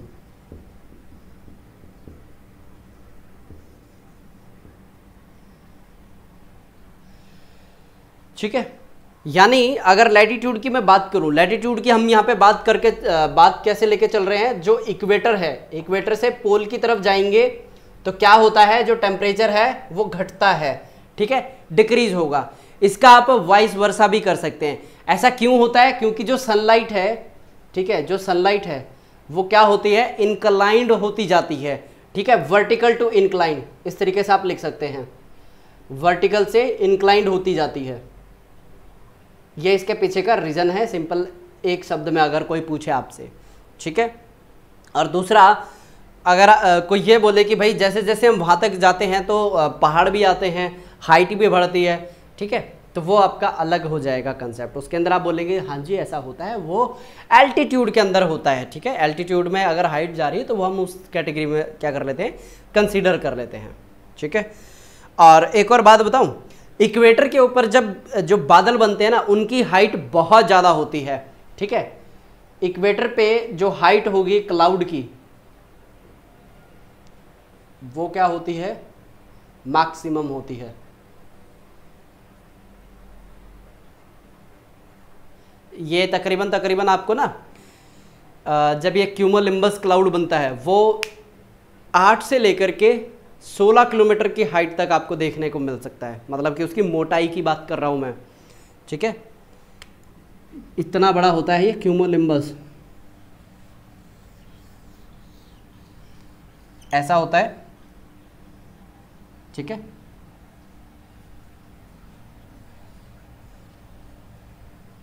आप बोलेंगे सर आपने तो ये साइक्लोन टाइप में कुछ बना दिया। नहीं भाई, इतना बड़ा ही ये बादल होता है, ठीक है। और इसके अंदर झमाझम बिजली चमकती है, बारिश होती है, वो अलग, ठीक है। ये क्यूमुलिनिम्बस है। यहाँ पे मैंने इधर से लेकर के इधर तक के इसकी ये बताई थी विड्थ, ये 8 किलोमीटर से 15 किलोमीटर हो सकती है, ठीक है। 15 तो मैंने ज़्यादा बोल दिया, वैसे 8 से 10 किलोमीटर ये आप मान के चलिए, क्योंकि ये ज़मीन से कम 1-1.5 किलोमीटर ऊपर होता है, ठीक है। ज़्यादा ऊंचा नहीं होता ये, लेकिन जब ये बारिश करता है ना शॉर्ट टर्म पीरियड के लिए होगा, और बहुत ज़्यादा बारिश मतलब स्पीड बहुत ज़्यादा होती है बारिश की, ठीक है। क्लियर यहाँ तक। और अगर कोई आपसे पूछे तो हाईएस्ट टेम्परेचर आपके हिसाब से इक्वेटर पे होता होगा? नहीं, हाईएस्ट टेम्परेचर जब भी आपको पूछा जाए, हाईएस्ट टेम्परेचर आपको मिलेगा 30 डिग्री नॉर्थ, ठीक है। नॉर्थ और साउथ दोनों आएंगे, हाँ नॉर्थ और साउथ दोनों आएंगे। 30 डिग्री से लेकर के 35 degree north and south latitude, ठीक है, लिख लीजिए। अरे बादल बनाने के लिए किसने बोला था? ये तो वैसे ही मैंने बना के दिखा दिया आपको, ठीक है, आपकी अंडरस्टैंडिंग के लिए। अब ये सारा कुछ बादल के अंदर ही तो लिखूंगा मैं। इसके बाद आता है आप जो एल्टीट्यूड है। एल्टीट्यूड के लिए देख ले, एल्टीट्यूड के लिए 3 चीज़ें हैं, 3 फैक्टर हैं जो कि क्या करते हैं, सबसे ज़्यादा इन्फ्लुएंस डालते हैं, इम्पैक्ट डालते हैं। सबसे पहला है सोर्स ऑफ हीट, ठीक है। सबसे पहला है आपका सोर्स ऑफ हीट। जितनी ज़्यादा दूर होगा ना उतनी ही क्या होगी, यहाँ पे जो टेम्परेचर है कम होती जाएगी। जितना ज़्यादा नज़दीक होगा सोर्स ऑफ हीट के, टेम्परेचर आपको ज़्यादा देखने को मिलेगा। अगर आप 10 किलोमीटर की हाइट पे हैं, अगर आप 10 किलोमीटर की हाइट पे हैं, सोर्स ऑफ हीट कितनी नीचे चला गया? 10 किलोमीटर नीचे चला गया। अब जो हवा आ रही है ऊपर आते आते क्या हो जाएगी, ठंडी हो जाएगी, भले ही वो वेट एडियाबैटिक हो, ठीक है। 5 हर किलोमीटर पे 5 डिग्री हवा ठंडी हो रही है, कर लीजिए 50 डिग्री टेम्परेचर क्या होता है, कम हो जाता है, टेम्परेचर माइनस में पहुंच जाएगा, ठीक है। उसके बाद दूसरा जो है, दूसरा क्या इस सबसे इम्पॉर्टेंट है इसके अंदर, जो डेंसिटी है, वो डेंसिटी क्या होती जाएगी, डिक्रीज होती जाएगी। इसलिए क्या होता है, कंडक्शन होता है, ठीक है। डेंसिटी हो जाएगी कम, और इसकी वजह से क्या होगा, आपको कंडक्शन देखने को मिलेगा। थर्ड, जो कैपेसिटी है किसकी, एटमॉस्फेयर की, वो क्या हो जाती है, कम होती जाएगी जैसे जैसे ऊपर जाती है हवा। क्यों कम हो जाएगी? क्योंकि ये अपने साथ क्या लेके आती है, मॉइस्चर लेके आ रहे हैं, ठीक है। ये 3 फिनोमेना आपको देखने को मिलेगा। कैसे लिखवाऊँ, capacity of atmosphere to retain of heat क्या हो जाती है, डिक्रीज हो जाती है।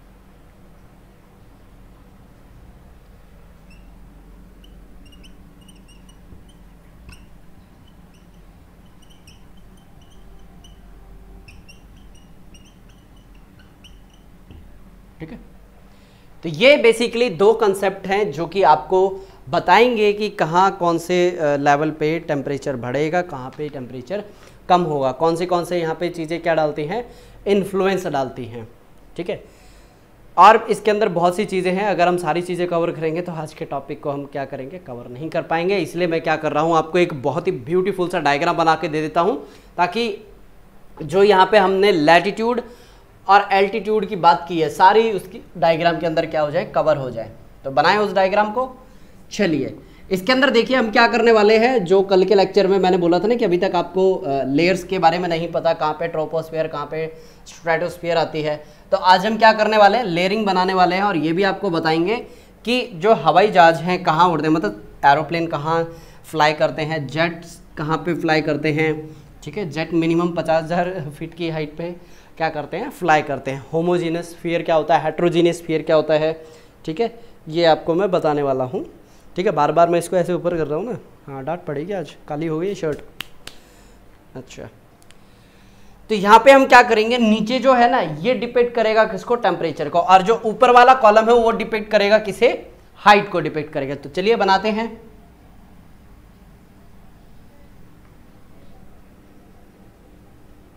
ठीक है, ये कॉलम है हाइट का, तो चलिए हाइट यहां पे मेंशन करना स्टार्ट करते हैं। 0 से स्टार्ट करेंगे, 0 से लेकर के ये हो गया 20। ठीक है, फिर उसके बाद आ जाएगा 30, इसके बाद आ जाएगा 40, ज़्यादा गैप हो गया ना, मैं 80 लिखने वाला था, फिर मेरे को एकदम से ध्यान आ गया कि 40 के अंदर भी आपको एक चीज़ और बतानी है। फिर इसके बाद आ जाएगा, थोड़ा सा और यहाँ पे ना गैप ले लेते हैं, इसके बाद आ जाएगा 60 किलोमीटर, 60 के बाद आएगा 80 किलोमीटर।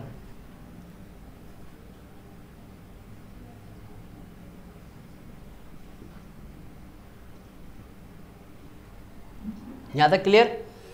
ओके, ये होगा कौन सा, टेम्परेचर के लिए, -80, -70, -60।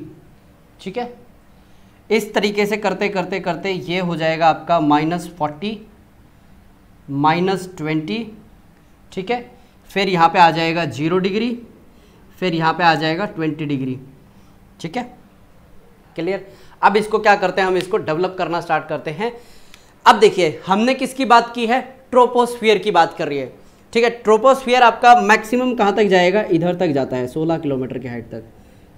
ठीक है, तो ये लीजिए, बना लीजिए ट्रोपोस्फियर। अब ये जो ट्रोपोस्फियर है इधर से ऊंचा चला गया, कोई बात नहीं, ये इक्वेटर को डिपेक्ट कर देगा, क्योंकि देखिए हमारा जो ट्रोपोस्फियर है हाइट भी उसकी वहीं से गई है जहाँ पे टेम्परेचर प्लस में है। ठीक है, इसके बाद ये जो ऊपर वाला एरिया है ना, ये क्या कहलाता है, ट्रोपोपॉज कहलाता है। क्या कहलाता है, ट्रोपोपॉज, यानी कि यहाँ पे जो ट्रोपोस्फियर है वो रुक जाता है। ठीक है, ट्रोपोपॉज का मतलब होता है रुकना। ठीक है, और ये क्या है, ट्रोपोस्फियर है ये।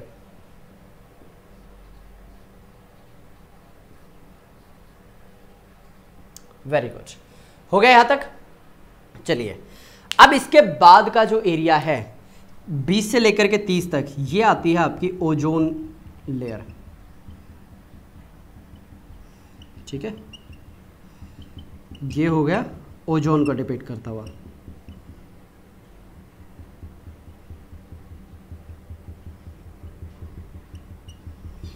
और जब से हमने जो CFC यूज़ करने बंद किया ना, क्लोरोफ्लोरोकार्बन, ओजोन के अंदर जो होल था उसका साइज़ कम हुआ है।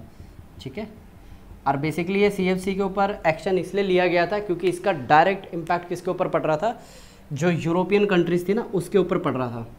और ऑब्वियस ही बात है, अंग्रेज अपने ऊपर कुछ होने दें, ऐसा हो ही नहीं सकता।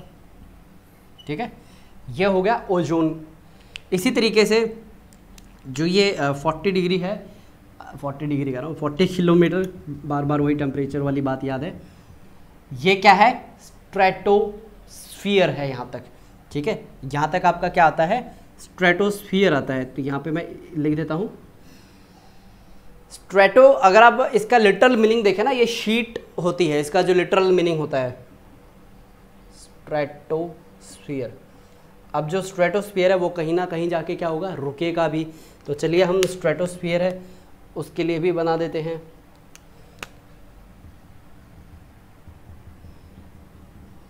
ये है स्ट्रेटोपॉज। कलर विजिबल नहीं हो रहा, कौन सा नहीं विजिबल हो रहा, ब्लू कलर, ब्लैक जैसा दिख रहा है भाई। थोड़े दिन तो आपको एडजस्ट करना पड़ेगा, फिर देखते हैं यहाँ पे कोई और इसके अल्टरनेट अगर हमें कैमरा मिलता है जिसके अंदर विजिबिलिटी अच्छी हो, क्वालिटी अच्छी हो। ठीक है, करते हैं इसको भी थोड़ा सा, देखते हैं अगर यहाँ पे हम कर पाए तो, अदरवाइज फिलहाल तो इसी में ही चलेगा। स्ट्रेटो कहाँ थे हम, अच्छा स्ट्रेटोपॉज है ना ये। तो अभी तक देखिए हमने क्या देखा है, जो बेसिक है, जहाँ जो डायरेक्टली इम्पैक्ट करता है किसको, अर्थ के जो यहाँ पे एटमॉस्फेयर है उसको, वो है स्ट्रेटोस्फीयर तक।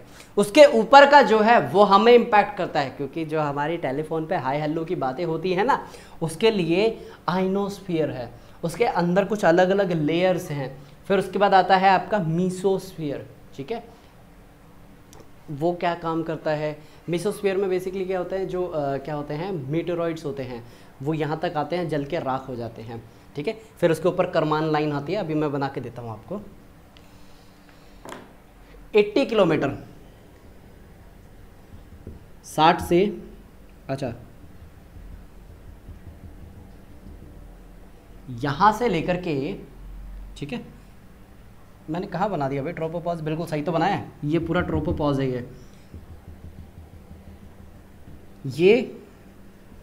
और ये जो एरिया है ये क्या कहलाता है, ये है मीसोपॉज, इधर लिख देता हूँ। मीसो का मतलब होता है मिडल। अब इसका नाम मिडल क्यों आया है, क्योंकि ये ट्रोपोस्फियर और आइनोस्फियर के बीच का है ये और ये हो गया मीसोस्फियर। देखिए हर उस डायग्राम पे मैं आपको समय लगा के सारी चीज़ें डिटेल में बता रहा हूँ जो कि इम्पॉर्टेंट है, एग्ज़ाम में बनाने हैं आपको, ठीक है। अदरवाइज़ होता क्या है कि आप सब कुछ कर तो जाते हैं लेकिन एग्ज़ाम में बना नहीं पाते, तो फ़ायदा क्या है, ठीक है। पूरी इतनी बल्क ऑफ इन्फॉर्मेशन की। इसका एक और नाम है करमान लाइन भी बोला जाता है इसको करमान लाइन।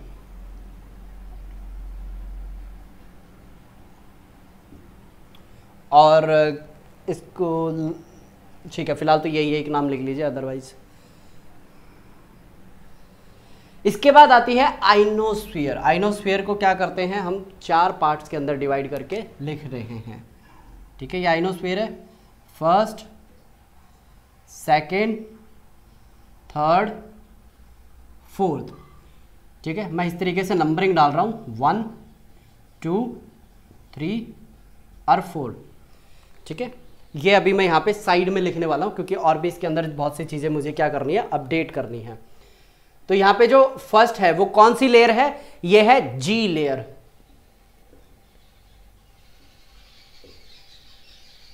इसके बाद जो दूसरी लेयर है एक मिनट मुझे पानी पीने दीजिए।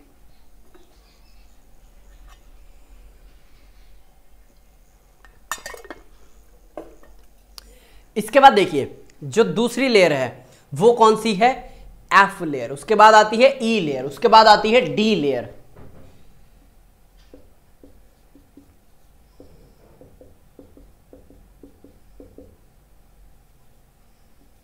ये थर्ड और ये fourth, G F E D, D E F G, इस तरीके से आप इसको लेके चल सकते हैं। इसमें से होता क्या है कि जब सूरज आता है ना, तो ये चारों लेयर होती है, जब सूरज चला जाता है तो इसमें से 2 लेयर गायब हो जाती हैं इसलिए आपने देखा होगा रात के समय ना, पहले के ज़माने में जब हम किसकी यूज़ करते थे, रेडियो वगैरह का यूज़ करते थे, तो एकदम सरसराट की आवाज़ ज़्यादा आती थी, ठीक है। तो ये क्या है, मीटियोर शावर हो रही है, ठीक है। ये जो एरिया है ये किसके लिए फेमस है, मीटियोर शावर। शावर मतलब जब बारिश होती है ना, ठीक है, वो।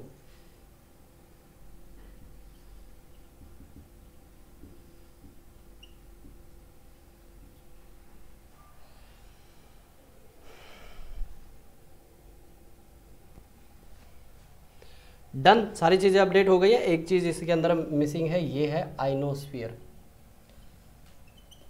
अब देखिए, हालांकि जब भी हम स्टडी करते हैं ना, हम 4 लेयर की ही स्टडी करते हैं, लेकिन इसके ऊपर एक और लेयर है जो कि ऑप्शनल के अंदर आपको पता होनी चाहिए, ठीक है। इसके ऊपर की जो लेयर है उसको क्या बोला जाता है, एग्जॉस्फियर। जो एग्जिट होता है यानी बाहर का होता है उसको क्या बोलते हैं, एग्जॉस्फियर, ठीक है। ये हो गया एग्जॉस्फियर। कहाँ तक बना लिया हमने, तकरीबन सारी चीज़ें बना ली। बस अपने को क्या बनाना है, यहाँ पे टेम्परेचर की एक लाइन ड्रॉ करनी है, बाकी हमारा ये सारा क्या हो चुका है, अपडेट हो चुका है। अब देखिए, जब आप ज़मीन से चलते हैं, टेम्परेचर आपका यहाँ से स्टार्ट होता है, 20-25 के आसपास स्टार्ट होता है, ठीक है। और जब आप कहाँ पहुँचते हैं, इधर आते हैं, ठीक है, जो ओजोन की लेयर है यहाँ तक पहुँचते, टेम्परेचर आपका चला जाता है -60 डिग्री। तो चलिए -8 आपका यहाँ पे है ना, ये पहुंच गया आप -60 पे। ठीक है, उसके बाद जैसे जैसे आप जाएंगे कहाँ पे, ट्रोपोपॉज की तरफ जाएंगे, टेम्परेचर फिर दोबारा बढ़ना स्टार्ट होता है, टेम्परेचर दोबारा बढ़ना स्टार्ट होता है। तो चलिए, और कहाँ तक बढ़ेगा, कितने तक बढ़ेगा, 0 पे आ जाता है। तो ट्रोपोपॉज कहाँ है भाई हमारा, इस तरीके से टेम्परेचर आपको 0 तक बढ़ाना है यहाँ पे। हाँ, 0 तक आ गया। इसके बाद टेम्परेचर फिर दोबारा जाएगा कहाँ पे, -80 डिग्री पे, मीजोपॉज तक। ठीक है, ये थोड़ा सा कांस्टेंट रहता है, फिर उसके बाद ये आएगा -80 पे। ठीक है, आ गया -80 पे। उसके बाद क्या होता है, टेम्परेचर बढ़ता ही जाता है। ठीक है, ये लाइन किसको डिपेक्ट कर रही है, टेम्परेचर को डिपेक्ट कर रही है। इसकी आपको जितनी प्रैक्टिस हो सके उतनी प्रैक्टिस करनी है। मैंने तो यहाँ पे 10 मिनट लेके आपको ये सारा डायग्राम बना के दिया है, लेकिन आपको क्या करना है, बहुत जल्दी जल्दी ये बनाना है। ठीक है, अभी देखिए, मीजोपॉज से लेकर के ट्रोपोस्फियर तक का जो ये एरिया है, ठीक है, इसको मैं दे रहा हूँ नाम 5, और ये जो एरिया है इसको मैं नाम दे रहा हूँ 6। तो जो नंबर 5 है वो है होमोस्फियर। होमो का मतलब होता है सेम। ठीक है, तो बताइए, अगर यहां पे सेम है यानी कि हवा का जो मिक्सचर है ना प्रॉपर होता है। और जो नंबर 6 है यानी कि ये वाला, इसको तो चलो मैं यहीं पे लिख देता हूं, ये है हेट्रोस्फियर। हेट्रो मतलब हवा का जो यहाँ पे कॉम्बिनेशन है वो प्रॉपर नहीं हो पाएगा। क्यों, नीचे हवा कह रहा हूँ, गैसेस है ना यहाँ पे, ये स्कैटर्ड रहती हैं। यहाँ पे क्या है, अर्थ जब ऐसे गोल गोल घूमती है, जेट स्ट्रीम यहाँ तक पहुँचती है। ठीक है, इसकी वजह से क्या होता है, एक पूरा मिक्सचर ऑफ गैसेस होता है हवा की वजह से।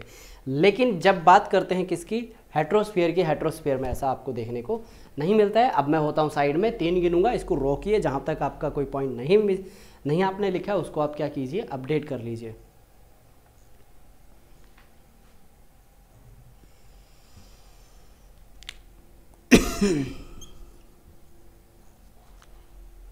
ठीक है, 1 2 3 स्टार्ट करते हैं अपना नया, दोबारा से जो अगला टॉपिक है उसको करते हैं स्टार्ट। यहां तक क्लियर हो गया। ठीक है, अब यहीं पे अगर आपने देखा हो, टेम्परेचर गया, बढ़ा, फिर कम हुआ, फिर बढ़ा। यहीं से अभी हमारा जो नेक्स्ट टेम्परेचर जो पॉइंट है वो है इन्वर्जन लाइन। ठीक है, टेम्परेचर इन्वर्जन अभी क्या करेंगे, हम स्टार्ट करेंगे।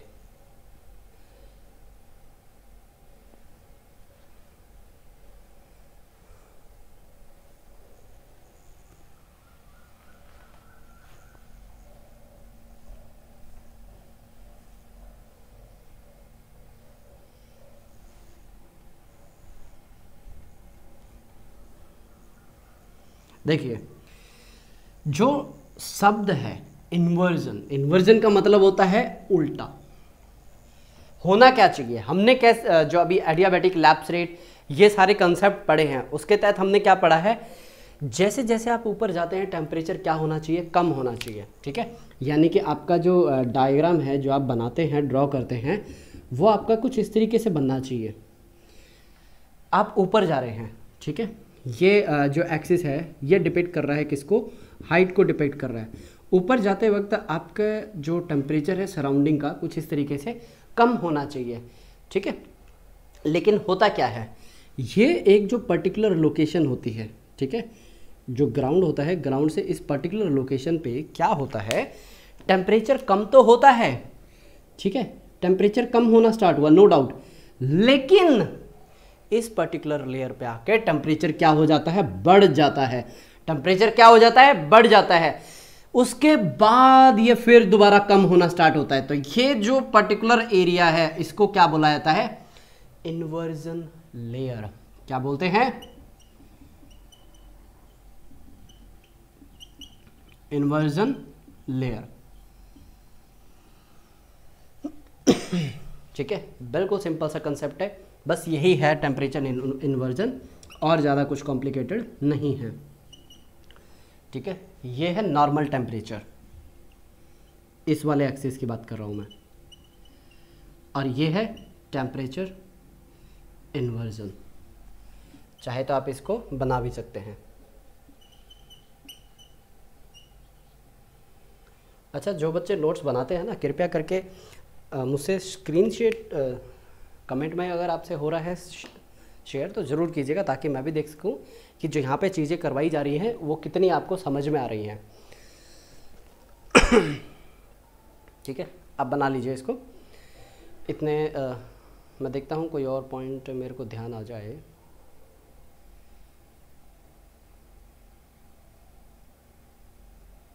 ठीक है, हाँ, एक पॉइंट यहाँ पे मिस हो गया है। जो अभी हमने देखा था ना कि दो ही चीज़ें होती हैं जो टेम्परेचर को इम्पैक्ट डालती हैं। एक तो हमने देखा लैटिट्यूड और फिर उसके बाद एल्टीट्यूड देखा।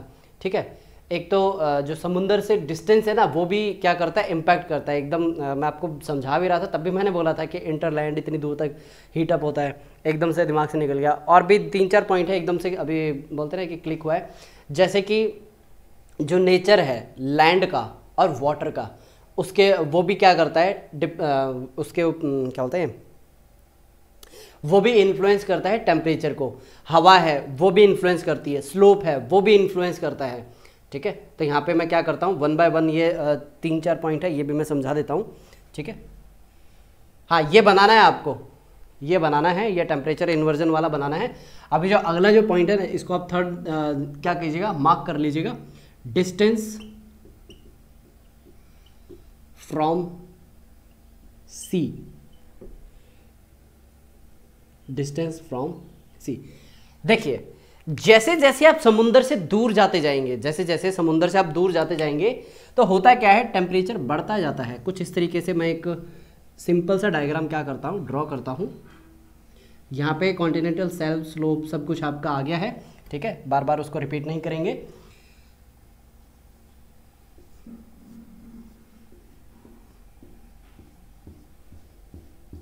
ठीक है, अब देखिए, जो समुंदर है वहां से हवाएं चलती हैं, डिपेंड ये करता है क्या वो समुंदर की तरफ जा रही है या फिर समुंदर की तरफ से आ रही हैं। इस फिनोमिना को बोलते हैं लैंड एंड सी ब्रिज बोला जाता है। ठीक है, मान लीजिए यहाँ पे क्या है, लो प्रेशर है, इधर क्या है, लो प्रेशर है, और इधर क्या है, हाई प्रेशर है। हवा बताइए कहाँ जाएगी, नहीं समझ में आया, सिंपल सा, ये क्या है, प्लेन है, इसके ऊपर क्या है, मैंने मार्कर रखा। अब मैंने क्या किया, इसको झुका दिया है। अब बताइए मार्कर कहाँ जाएगा, नीचे की तरफ आया। तो ये किस चीज को डिपिक्ट कर रहा है, ऊपर वाला पार्ट है वो हाई प्रेशर को, लोअर पार्ट है डिपिक्ट कर रहा है लो हाई प्रेशर और लो प्रेशर को। तो इसलिए जब भी हवा की हम बात करते हैं ना, वो मूव करती है high pressure to low pressure. और ये पता कब बनता है, ये रात के समय बनता है। ठीक है, नाइट ड्यूरेशन में ऐसा होता है। उसके बाद मॉर्निंग में क्या होता है, यहां पे हाई प्रेशर हो जाता है और यहां पे रहता है लो प्रेशर। कंपैरेटिवली बात कर रहा हूं मैं। हवाएं क्या करती हैं, इस तरफ से ऐसे मूव करना स्टार्ट करती हैं। और अभी आप एक चीज गौर कर रहे हैं, हवा आ रही है पानी के ऊपर से, और मैंने बोला कि हवा जहां से मूव करना स्टार्ट करती है उसकी प्रॉपर्टी को क्या करती है, अपने साथ एक्वायर कर लेती है। अब ये प्रॉपर्टी को अपने साथ लेके चल रही है, और ये क्या कर रही है, सीधी स्ट्रेट फॉरवर्ड मूव कर रही है। अब बताइए क्या होगा, अब होगा ये, जैसे जैसे ये आगे मूव करती जाएगी, मॉइस्चर अपने साथ लेके जा रही है। और यहां पे मैं मार्क कर रहा हूं पॉइंट ए, और इधर मैं मार्क कर रहा हूं पॉइंट बी। तो मुझे ये बताइए ये कितनी दूर है, यहां से ये हो गया 100 किलोमीटर। ठीक है, और ये हो गया 1000 किलोमीटर। बारिश मैक्सिमम कहां होगी, अरे मैक्सिमम बारिश इसी एरिया के अंदर हो जाएगी। तो ये क्या करता है, डिसाइड करता है कहाँ कितना टेम्परेचर होगा। क्योंकि देखिए, जब आपको गर्मी लगती है या तो कूलर चलाते हैं, फैन चलाते हैं, एसी चलाते हैं। ऐसे ही जब धरती को गर्मी लगती है, वो हवा के छिड़के, मतलब जब पानी का छिड़काव करती है ना, तो ये पानी आ रहा है बारिश की फॉर्म में। लेकिन इसकी एक लिमिट है, 100, 150, 300 किलोमीटर तक चला जाएगा। लेकिन इंटीरियर पार्ट है वो क्या रहता है, एकदम इंटेंस गर्म रहेगा। ठीक है, तो यहाँ पे समुंदर से जमीन कितनी अंदर है, कितनी दूर है, से भी टेम्परेचर को क्या पड़ता है, इम्पैक्ट पड़ता है। तो यहाँ पे आप लिख लीजिए, ये वाला जो एरिया है किसके इन्फ्लुएंस है, जो समुंदर है इसको बोलते हैं मैरीटाइम, मैरीटाइम इन्फ्लुएंस में है ये। और जो ये दूसरा पार्ट है, ये क्या है, ये है एक्सट्रीम, यानी कॉन्टिनेंटैलिटी को शो कर रहा है ये।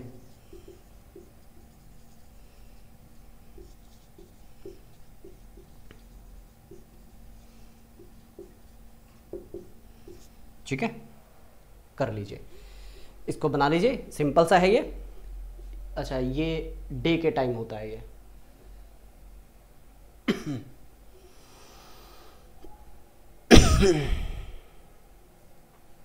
ठीक है, और अगर मैं पूछूं यहां पे तो टेम्परेचर एक्सट्रीम हो गया, इधर टेम्परेचर कैसा होगा? यहां पे टेम्परेचर होता है मॉडरेट। ठीक है, टेम्परेचर होगा मॉडरेट, रीजन आपको पता है क्योंकि लैंड एंड सी ब्रिज यहां पे फिनोमेना होता है और ये डेली फिनोमेना है। अच्छा, ये लिख देता हूं मैं यहां पे, ये जो कहां जा रही है, हाई से लो की तरफ जा रही है, इसको बोलते हैं लैंड ब्रिज। ठीक है, ब्रिज मतलब आप पुल भी बोल सकते हैं। और ये जो है ना, ये वाला, ये है सी ब्रिज। बना लीजिए डायग्राम।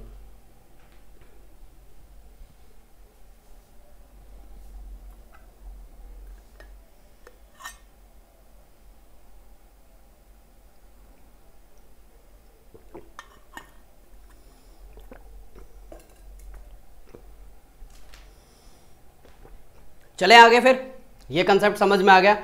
इसके बाद आता है कि जो नेचर ऑफ लैंड है उसके ऊपर भी इम्पैक्ट पड़ता है। ठीक है, कि जो लैंड है वो किस तरीके की है, इसको इरेज कर देता हूँ, यहाँ पे बता देता हूँ मैं आपको। देखिए होता क्या है, अगर एक ऐसी ज़मीन है जहाँ पे दूर दूर तक कोई पानी नहीं है, ठीक है, दूर दूर तक पानी नहीं है, तो वो जगह कैसी होगी, वो जगह गर्म बहुत जल्दी हो जाती है। तो यानी आपका जो फोर्थ पॉइंट है ये रहेगा, जो कि टेम्परेचर को इम्पैक्ट करता है, difference between nature of land and water.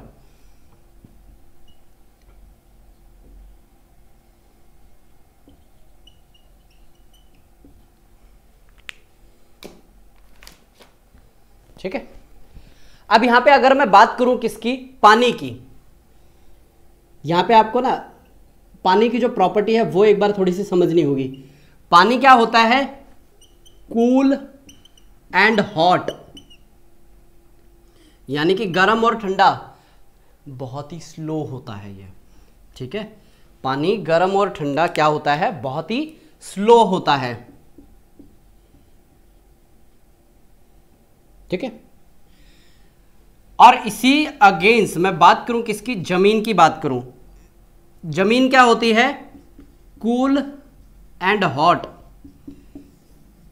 Fast होती है।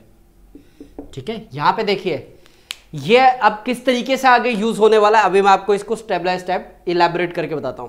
ये दिमाग में हमेशा होना चाहिए कि पानी क्या है, गर्म बहुत लेट होता है, ठंडा भी फिर बहुत लेट होता है।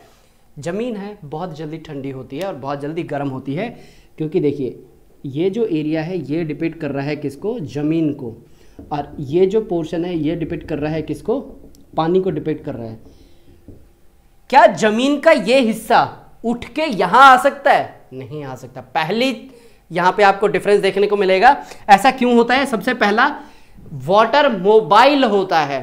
ठीक है, यानी कि पानी की जो ऊपर की लेयर है एक जगह से दूसरी जगह क्या करती है, मूव कर सकती है। जमीन में ऐसा नहीं हो सकता। ठीक है, लिख सकते हैं land are not mobile. Second, जो जमीन है उसकी टॉप लेयर है ना, सिर्फ वही गर्म होती है अप टू सर्टेन डेप्थ। ठीक है, 6 इंच लगा लीजिए, 1 फीट मैक्सिमम, बहुत ही रेयर चांस में आपको देखने को मिलेगा 1 फीट तक जमीन क्या होती है, गर्म होती है। अगर एक तो 1 फीट जो मोटाई है वो गर्म हुई है, और 150 फीट है, यानी कि 60 मीटर होती है वैसे 180 फीट, वो गर्म है, कौन सी जल्दी ठंडी होगी, मुझे ये बताइए। ऑब्वियस सी बात है 1 फीट, तो यानी कि जो इसकी अपर लेयर है ना वो ना तो मूव कर रही है, तो इसकी वजह से क्या होता है, जो हीट है वो जल्दी यहाँ पे इस पर्टिकुलर अपर लेयर को क्या करती है, अपने आगोश में ले लेती है। यानी कि यहाँ पे जो टेरेस्ट्रियल रेडिएशन है वो जल्दी स्टार्ट हो जाती है। लेकिन पानी क्या है, ये बेचारा एक जगह टिक नहीं पाता, तो ये वाली लेयर क्या हुई, गर्म हुई, ये घूम के कहीं और चलेगी, फिर अगली लेयर गर्म होगी, फिर अगली लेयर।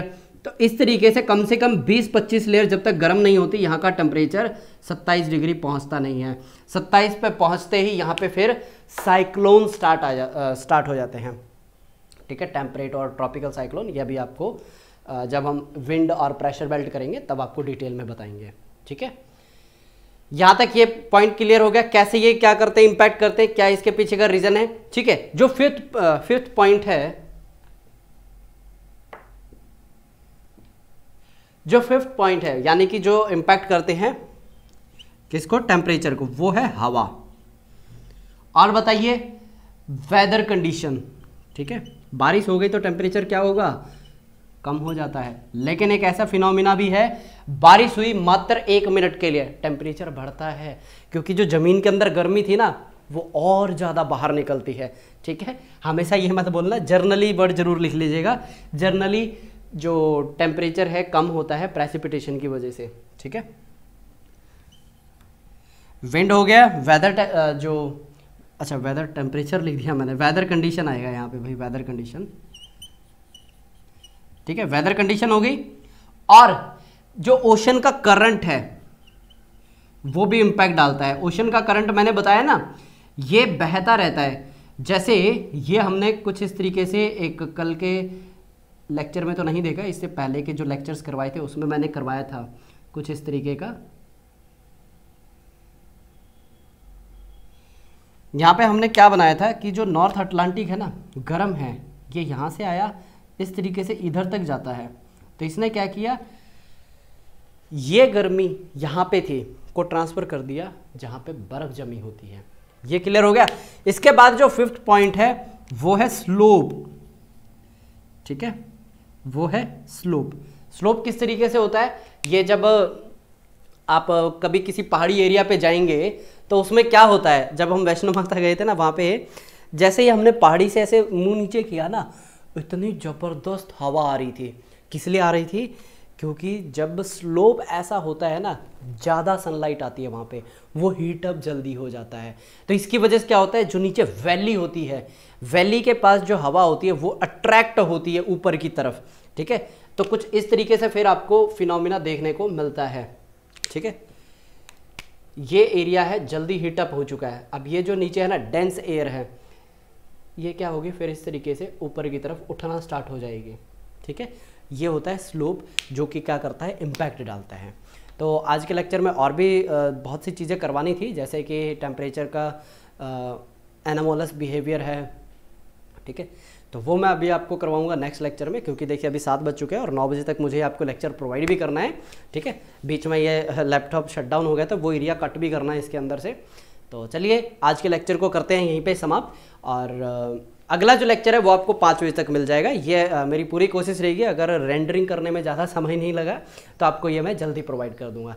तो आप पढ़ते रहिए, बढ़ते रहिए। 1 मिनट दीजिए आप मुझे, ठीक है। हाँ, लेक्चर मैं यहाँ पे कर रहा हूँ समाप्त।